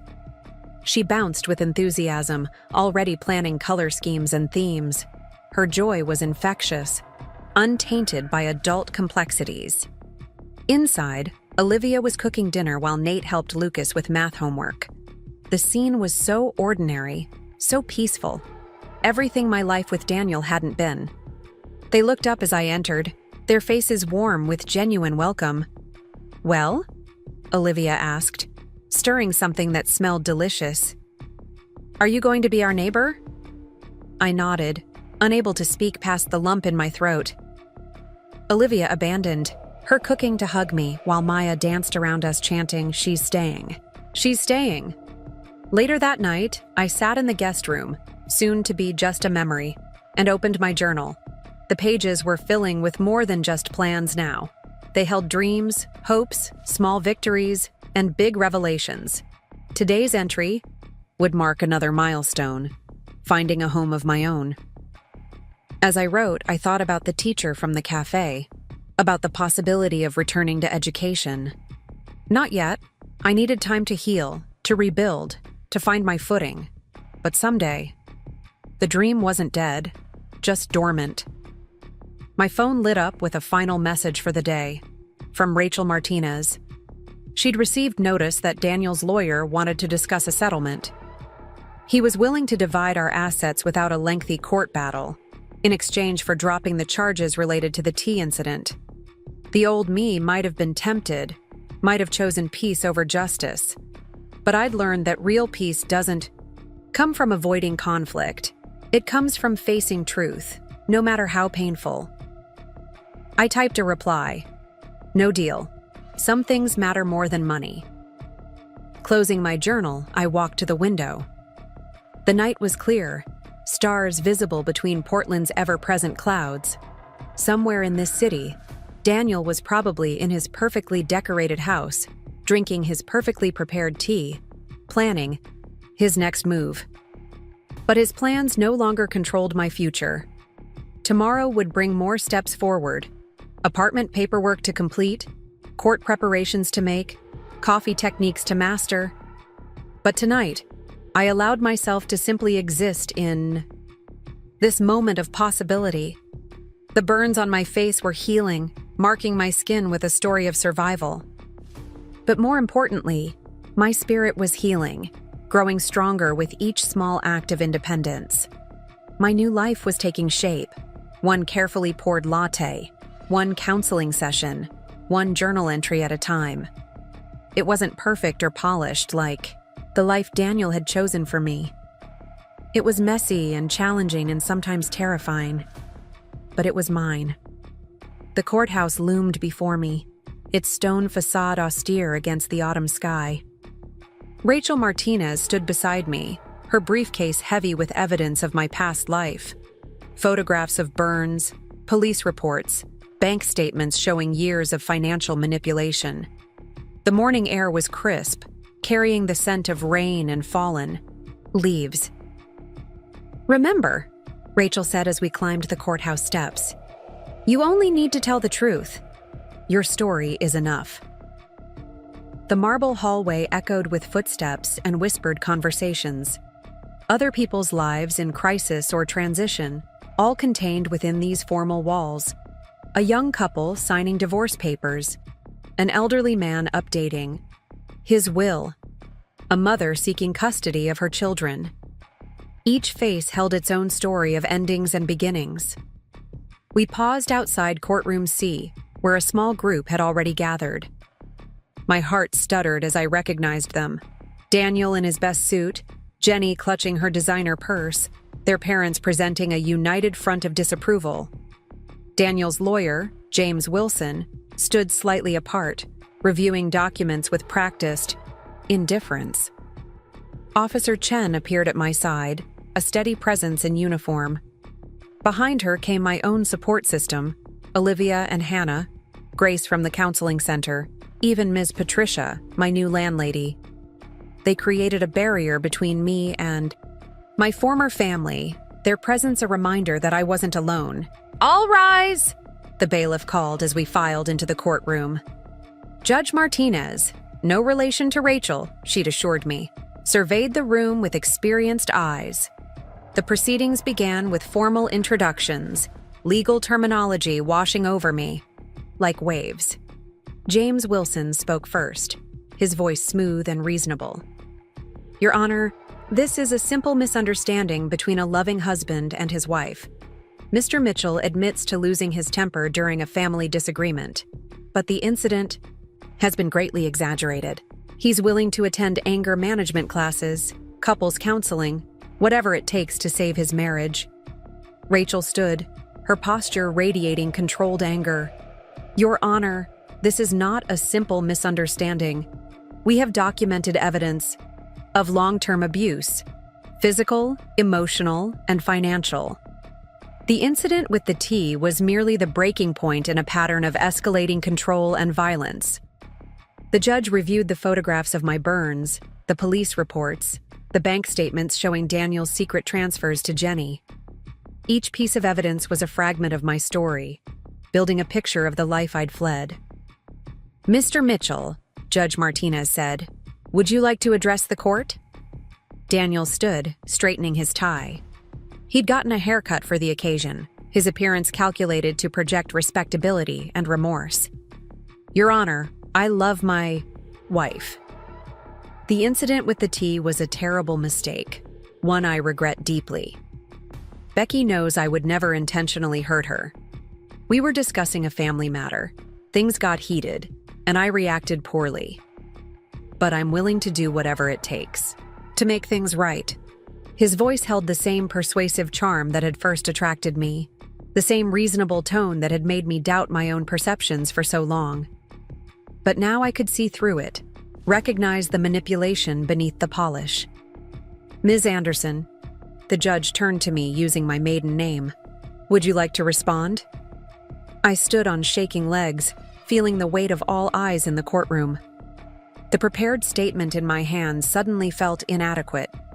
Instead, I spoke from my heart. The day Daniel threw tea at me wasn't a mistake or an accident. It was the moment I finally saw our relationship clearly. For years, he isolated me from friends and family. He controlled our finances, criticized my choices, and slowly erased everything that made me who I was. The tea incident wasn't the beginning of abuse. It was just the first time it left visible marks. My voice grew, stronger as I continued. Daniel says he loves me, but love doesn't demand submission. Love doesn't leave burns on your skin or bruises on your soul. Love doesn't make you afraid to say no. Jenny made a sound of protest, but Judge Martinez silenced her with a look. I pressed on, my words gaining momentum. I'm not here seeking revenge. I'm here seeking protection, not just from physical violence, but from the psychological warfare that made me doubt my own worth. I'm here because every person deserves to feel safe in their own life. The courtroom fell silent as I finished speaking. Even James Wilson looked uncomfortable, shuffling his papers with unusual agitation. Daniel's face had lost its practiced remorse, revealing flashes of the anger I knew so well. Judge Martinez reviewed the evidence one final time before speaking. Based on the documentation provided and the testimony heard today, I am granting a permanent restraining order. Mr. Mitchell must maintain a distance of at least 500 feet from Ms. Anderson at all times. This includes her residence, place of work, and any location where she is known to be present. Additionally, all communication must go through legal representatives during divorce proceedings. The words fell like hammer blows in the quiet courtroom. Daniel's hands clenched into fists as the judge continued listing restrictions. No contact through third parties, no social media monitoring, no attempts to access joint accounts without legal oversight. As the judge finished speaking, Jenny jumped up. This is ridiculous! She's tearing our family apart over a cup of tea. Daniel has given her everything, and this is how she repays him? Ms. Mitchell, Judge Martinez's voice cut through Jenny's outburst. If you cannot maintain decorum, you will be removed from this courtroom. Additionally, the financial records submitted show concerning patterns of unauthorized transfers from joint accounts to your personal account. I strongly suggest you seek legal counsel of your own. Jenny's face paled as she sank back into her seat. Daniel and his parents sat rigid with barely contained fury as Rachel gathered our documents, adding the judge's orders to her file. Outside the courtroom, Daniel's lawyer approached Rachel with a new settlement offer for the divorce. The numbers were generous, more than fair on paper. But Rachel recognized it for what it was: another attempt at control, trying to buy my silence and quick compliance. "We'll review all offers during proper negotiations," Rachel said firmly, steering me toward the exit. "For now, the restraining order is our priority." The autumn air felt cleaner somehow as we left the courthouse. My support group surrounded me, creating a protective circle as Daniel and his family emerged behind us. I heard Jenny's voice, shrill with indignation, and Daniel's lower tones attempting to calm her. Officer Chen stepped forward. "Mr. Mitchell, please maintain the court-ordered distance. This is your only warning."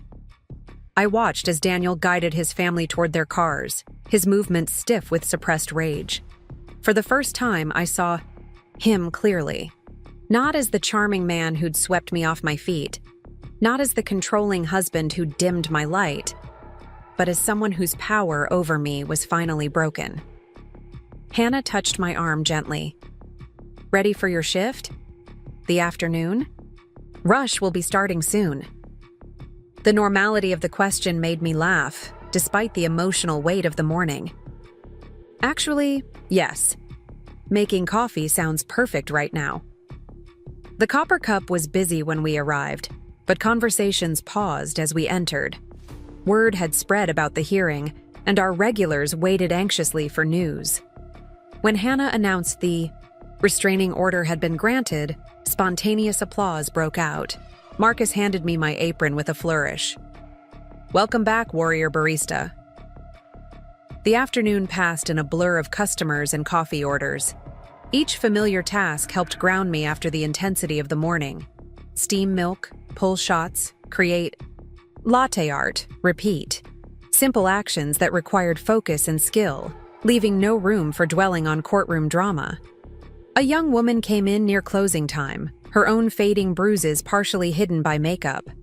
She ordered a simple coffee but lingered at the counter, watching me work. Finally, she spoke in a near whisper. "I saw you at the courthouse today. I have a hearing next week. Did it help? Getting the restraining order?" Setting aside my cleaning cloth, I gave her my full attention. "It helped legally, yes. But the real help came from accepting that I deserved better. From letting people support me. From learning to trust my own voice again." She nodded, tears forming in her eyes.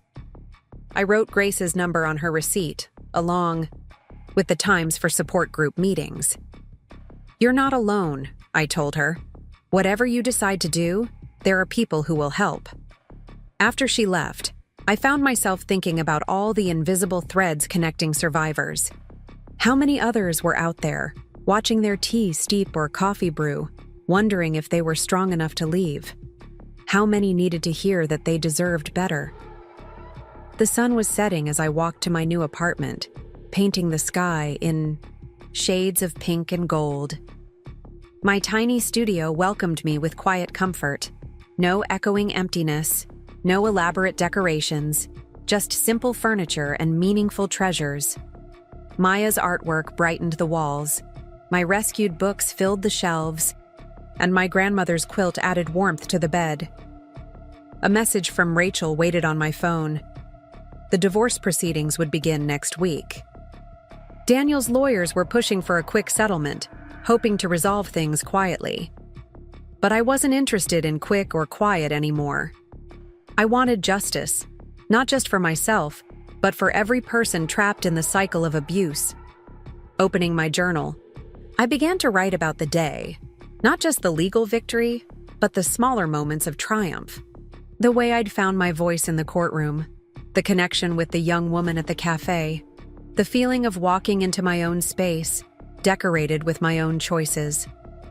A soft knock at my door revealed Olivia holding dinner from our favorite Thai restaurant. "Thought you might want company," she said, setting out containers of pad thai and green curry. "Unless you'd rather be alone." The question itself was a gift. The recognition that I had choices, that my preferences mattered. Company. Would be nice, I said, getting plates from my tiny kitchen. It was an intense day, as we ate, sharing spring rolls and stories. I felt the last tension from the courthouse fade. Daniel might have taken years of my life, but he couldn't take my future. That belonged to me alone. The burns on my face had healed to faint pink, marks, barely visible unless you knew where to look. But their legacy remained, not as a reminder of victimhood, but as proof of survival. Each scar told a story of strength, of choices made and boundaries drawn. Tomorrow would bring new challenges, divorce negotiations, continued healing, small steps toward reclaiming my teaching career. But tonight, sitting in my own space sharing dinner with a true friend, I felt something that had been missing from my life with Daniel. Peace. The restraining order was more than just legal protection. It was a declaration of independence, a statement that my safety mattered, my choices counted, my voice deserved to be heard. In that courtroom, I'd stood up not just to Daniel, but to every doubt he'd ever planted in my mind. Later, alone in my apartment, I stood at the window watching the city lights twinkle through autumn leaves. Somewhere out there, Daniel was probably raging against the loss of control. Jenny was likely playing victim to anyone who would listen, but their drama no longer defined my story. My phone buzzed with messages of support, from Hannah sharing cafe triumphs, from Grace praising my courtroom courage, from Maya sending pictures of her latest artwork. Each message represented a thread in the tapestry of my new life, stronger and more vibrant than anything I'd had before. The young woman from the cafe stayed in my thoughts. Tomorrow, I decided, I would ask Rachel about speaking at support groups, sharing my story with others who needed to hear that escape was possible. Every survivor's journey was different, but the first step was always the same: believing you deserved better. Autumn rain tapped against the windows of Grace's office as our counseling group settled into the familiar circle of chairs. Steam rose from paper cups of coffee, provided by the Copper Cup, my contribution to these weekly meetings. The room felt warmer than usual, filled with women at various stages of their healing journeys. Tonight was my turn to share. The restraining order hearing had sparked interest among other survivors, and Grace thought my story might help those still struggling with their decisions to leave. My hands trembled slightly as I held my coffee, but my voice remained steady. A month ago, I wouldn't have believed I could be sitting here, I began. I was so caught up in maintaining the perfect image of a perfect marriage that I'd forgotten what real happiness felt like. It took a cup of hot tea to wake me up, literally and figuratively. Sarah, a newcomer to the group, leaned forward. Her wrist bore a fresh cast. Her eyes carried shadows of recent trauma. I recognized the look, the mixture of hope and fear that came with first steps toward freedom. The hardest part wasn't leaving, I continued. It wasn't even the physical pain of the burns. It was admitting to myself that the life I'd built with Daniel was based on lies, that the man I married had slowly, systematically dismantled everything that made me who I was. The room remained silent, each woman processing my words through the lens of her own experience. Claire, 3 months into her separation, nodded in understanding. Maria, still living with her abusive partner, twisted her wedding ring anxiously. "But here's what I've learned," I said, meeting each woman's gaze. "We're stronger than we know. The same survival instincts that helped us endure abuse can help us escape it. Every small act of defiance, saying no to a demand, hiding money away, reaching out for help, these are acts of courage." Grace interjected gently. "Tell them about your job, Rebecca. About rebuilding your independence." A smile crossed my face as I thought about the Copper Cup, my sanctuary of steam and coffee beans. I started as a novice barista, barely able to make a decent cup of coffee. Now I'm training new employees, managing shifts, reconnecting with my community one latte at a time. It's not the teaching career I left behind, but it's taught me something valuable. I can learn, grow, create a new life on my own terms. The discussion flowed naturally from there. Women shared their fears about financial independence, about legal battles, about starting over. Each concern was met with practical advice and emotional support. Phone numbers were exchanged, resources shared, bonds strengthened. After the meeting, Sarah approached me privately. "My husband," she whispered, glancing at her cast. "He says he's sorry, says it'll never happen again. I want to believe him, but deep down you know it will," I finished softly. "The apologies are part of the cycle. I have a spare room in my apartment if you need a safe place to stay." Her eyes widened at the offer, then filled with tears. I wrote down my address and phone number, adding the Copper Cup's location as a safe meeting spot. "When you're ready," I said, "we'll be there." The rain had intensified as I walked home, but I barely noticed. My mind was on Sarah, on all the women like her still trapped in the cycle of abuse and apologies. The same cycle I'd been caught in until that fateful day with the tea.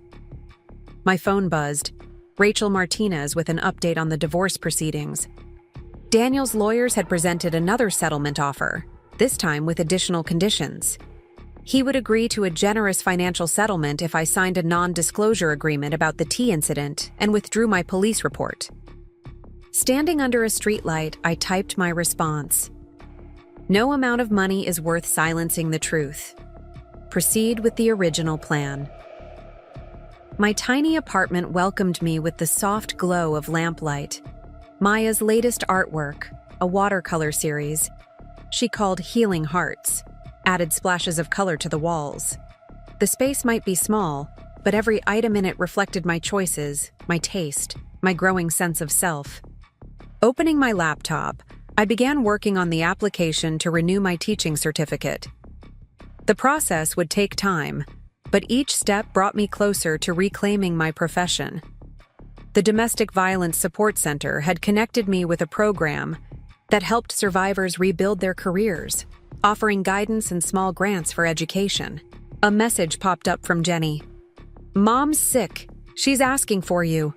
Can't we put aside our differences for family?" The manipulation was so obvious now that it almost made me laugh. I forwarded the message to Rachel without responding.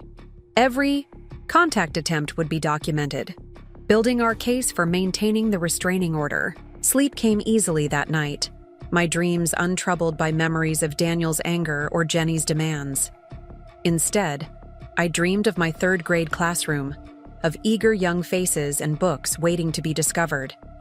In the dream, I was teaching a lesson about butterflies emerging from cocoons, about the strength required to break free and spread new wings. Morning light found me at the Copper Cup, training a new barista named Michael. His hands shook as he attempted his first latte art, reminding me of my own early days behind the counter. "It takes practice," I assured him. But that's true of most worthwhile things in life. The morning rush brought its usual parade of regulars: lawyers from downtown, teachers from the nearby school, parents after dropping off their kids. Each interaction was an opportunity to practice normalcy, to remember that life continued beyond trauma. Between customers, Hannah showed me the cafe's books. "We're thinking of opening a second location," she said. "How would you feel about managing this one?" The offer stunned me. "Me? But I've only been here a few months." "You have natural leadership skills," she replied. "Plus, you connect with people. That's something that can't be taught." Before I could respond, Officer Chen walked in. She ordered her usual Americano and waited until the morning rush subsided before speaking privately with me. "There's been a development," she said quietly. "Another woman has come forward with allegations against Daniel. Similar pattern: financial control, emotional abuse, physical intimidation. She saw your story and recognized her own experience. my hand stilled on the espresso machine. When? Before you. She was a client who became romantically involved with him during her divorce. He represented her house sale. Officer Chen's eyes were gentle but determined. Her testimony could strengthen the case against him, especially regarding the pattern of behavior. The news settled over me like a heavy blanket. Part of me had always wondered if there were others, if Daniel's behavior with me was unique or part of a larger pattern. Now I had my answer. That evening's support group meeting felt different. Sarah was there without her husband for the first time. She sat next to me, clutching a cup of tea with shaking hands. The irony of the beverage choice wasn't lost on either of us. "I left last night," she whispered. "After the meeting, I kept thinking about what you said, about small acts of courage. I packed a bag while he was sleeping and went to my sister's." Pride and concern warred in my chest.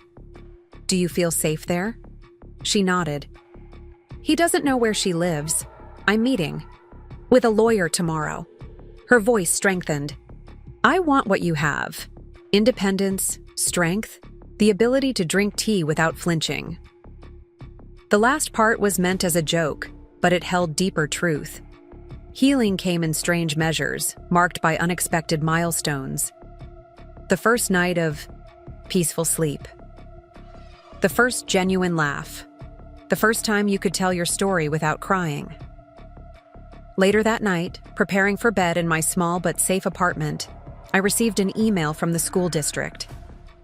They were offering accelerated recertification programs for teachers returning to the profession, with special consideration for survivors of domestic violence. The message mentioned afternoon and evening classes, compatible with my cafe schedule. Hope bloomed in my chest as I read the details. The path back to teaching was becoming clearer, more attainable. Not an immediate transition, but a goal to work toward while maintaining my independence at the Copper Cup. My phone lit up with a text from Maya. "Made something new for your walls. Can I bring it tomorrow?"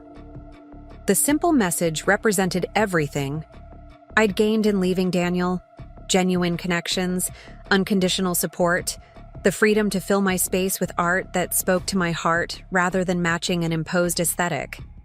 As I prepared for sleep, my burns caught the lamplight, their healing marks a testament to survival. But they were no longer the first thing I saw in the mirror. Instead, I noticed the confidence in my posture, the clarity in my eyes, the small smile that came more easily each day.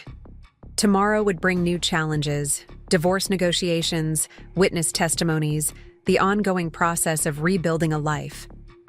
But tonight, in my small apartment surrounded by chosen treasures and honest relationships, I felt something Daniel had never been able to give me: genuine peace. The rain continued outside, a steady Portland rhythm against my windows. But instead of feeling trapped by the weather, I felt protected, cocooned in a space that represented not just survival, but revival. Each drop seemed to whisper possibilities of teaching again, of helping other survivors, of creating a life rich with meaning and authenticity. On my bedside table, a new journal waited for tomorrow's entries. Its pages would hold not just memories of trauma, but chronicles of triumph. Small victories and large revelations, steps forward and lessons learned.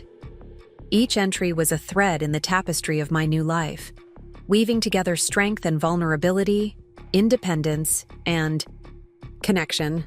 The last thing I wrote before turning out the light was a quote from my favorite author. "Rock bottom became the solid foundation on which I rebuilt my life." The words felt truer now than ever before. The tea incident had been my rock bottom, but it had also been my wake-up call, my catalyst for change, my burning bridge to a past that no longer served me. In the quiet darkness, I made a silent promise to the woman who would walk into tomorrow's support group meeting, terrified and uncertain. I would show her that survival was possible, that freedom was worth the fight, that every small act of courage could lead to profound transformation. My story wasn't just mine anymore. It belonged to every person still searching for the strength to say, enough. Spring blossoms drifted past the windows of the copper cup as I arranged fresh pastries in the display case. 6 months had transformed the cafe into more than just my workplace. It was my anchor, my community, my proof that life could begin again at any moment. The morning sunlight caught the faint scars on my face, nearly invisible now unless you knew where to look. My reflection in the glass showed someone both familiar and new, a woman who had learned to stand tall, to meet her own gaze without flinching, to recognize her own worth. Hannah appeared beside me, reviewing the day's schedule. Ready for your big day? The afternoon is covered if you need more time to prepare. Today marked several milestones. The divorce would be finalized in the morning, followed by my first official teaching recertification class in the afternoon. The timing felt symbolic, ending one chapter of my life while beginning another. The cafe door chimed as Sarah walked in, her caste long gone, but her friendship a permanent fixture in my life. She'd moved into my spare room 3 months ago, and together we'd created a home filled with laughter and healing. Her own divorce was proceeding smoothly, her confidence growing stronger each day. Special delivery, she announced, placing a small package on the counter. Inside was a delicate teacup painted with butterflies. For your collection. 1 month. Sober from fear. The teacup would join others on our apartment shelves, each one representing a survivor who had found their way to freedom. Some brought by women from the support group, others discovered in thrift stores or gifted by well-wishers. Each cup told a story of transformation, of reclaiming something that had been used as a weapon. The morning rush kept me busy until it was time to leave for court. Olivia waited outside in her car, Maya's newest artwork, titled Freedom Wings, carefully wrapped in the back seat. The painting would hang in my newly expanded apartment, marking this day of transition. The courthouse felt different now. No fear lingered in its marble halls. No anxiety tightened my chest as we walked. To the familiar courtroom, Rachel Martinez met us with a warm hug, her briefcase lighter today. No need for evidence or testimony, just final paperwork to sign. Daniel wasn't present for the proceedings, his signature already notarized on the required documents. His absence felt right. This moment belonged to me alone. Judge Martinez, who had granted my restraining order months ago, presided over the divorce with kind efficiency. Rebecca Anderson, she announced, using my reclaimed maiden name. You are hereby legally divorced. All terms of the settlement are finalized and binding. The words settled over me like a gentle rain, washing away the last traces of my old life. The settlement had been fair, negotiated without compromise to my principles. No silence bought with money, no truth traded for peace. Outside the courthouse, spring sunshine warmed my face as I breathed in my first moments as a legally single woman. Olivia hugged me tightly, whispering congratulations. But there was no time to celebrate yet. My recertification class waited. The community college classroom buzzed with nervous energy as I found my seat. Other students filtered in, some fresh from teaching programs, others like me, returning to education after time away. The instructor, Dr. Williams, had worked with survivors before, understanding the unique challenges we faced in reclaiming professional identities. Teaching is more than a profession, she began. It's a calling, a way of empowering others to find their voice. Some of you are returning to this calling after detours and obstacles. Your experiences, even the painful ones, will make you better educators. Her words resonated deeply. I thought of all the lessons my journey could teach, about resilience, about self-worth, about the courage to begin again. My future students would benefit not just from my academic knowledge, but from my hard-won wisdom about survival and growth. Between classes, I checked my phone to find messages of support flooding in. Hannah sharing photos of a special celebration cake at the cafe. Grace confirming next week's speaking engagement at a domestic violence awareness event. Sarah announcing she'd been approved for her own apartment, ready for her next step toward independence. The day ended with a small gathering at the Copper Cup after closing. Friends who had become family gathered to celebrate not just my divorce or my return to teaching, but the entire journey of transformation. Each person present had played a role in my healing, from Officer Chen, who had responded to that first emergency call, to Maya, who had filled my walls with color and hope. Hannah clinked her glass for attention. A year ago, Rebecca walked into this cafe looking for a job. What she found was a community. What we found was inspiration. She turned to me with tears in her eyes. You've shown us all what courage looks like. And now I'm thrilled to officially announce your promotion to cafe manager. The news took me by surprise. We'd discussed the possibility, but I hadn't expected it so soon.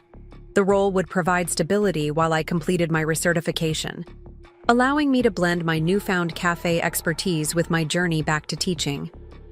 As the celebration continued, I slipped away to the quiet back office. Opening my journal, one of many now filled with reflections and dreams, I began to write about this day of endings and beginnings. The words flowed easily, no longer haunted by Daniel's criticism or Jenny's demands. A soft knock interrupted my writing. Sarah stood in the doorway, holding 2 cups of tea. "Thought you might be ready," she said quietly. Understanding the significance, I accepted the cup. The Earl Grey's aroma no longer triggered memories of pain and betrayal. Instead, it represented healing, the reclaiming of simple pleasures too long associated with trauma. Together, we sipped our tea and watched the sunset through the cafe windows. Sarah spoke first, her voice thoughtful. "You know what I realized today?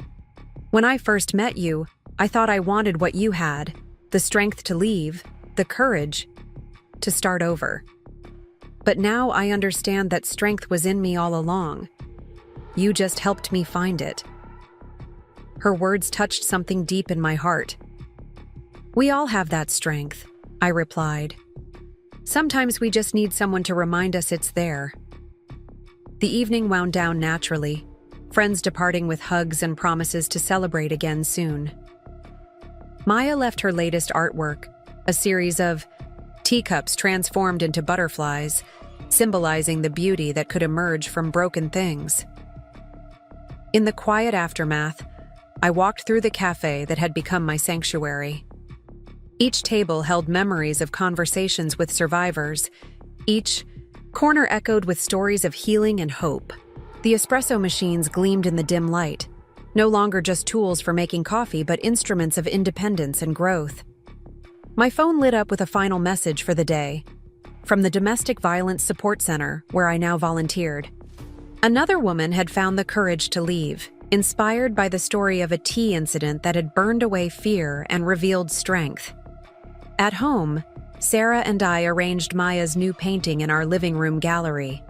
The butterflies seemed to dance in the evening light, their wings carrying messages of transformation. On our shelves, the collection of teacups caught the last rays of sunset, each one representing a survivor's journey from victim to victor. Opening my laptop, I began working on lesson plans for my future classroom. The teaching certificate would take time to complete, but the path was clear now. Each slide I created, each curriculum note I made, felt like steps toward a future I had chosen for myself. A new journal waited on my desk, its first page ready for tomorrow's reflections. But tonight, surrounded by evidence of how far I'd come, I simply sat in the peaceful quiet of my chosen life. No more walking on eggshells, no more dimming my light to soothe someone else's insecurities. No more sacrificing my dreams for false peace. Up next, you've got 2 more standout stories right on your screen. If this one hit the mark, you won't want to pass these up. Just click and check them out.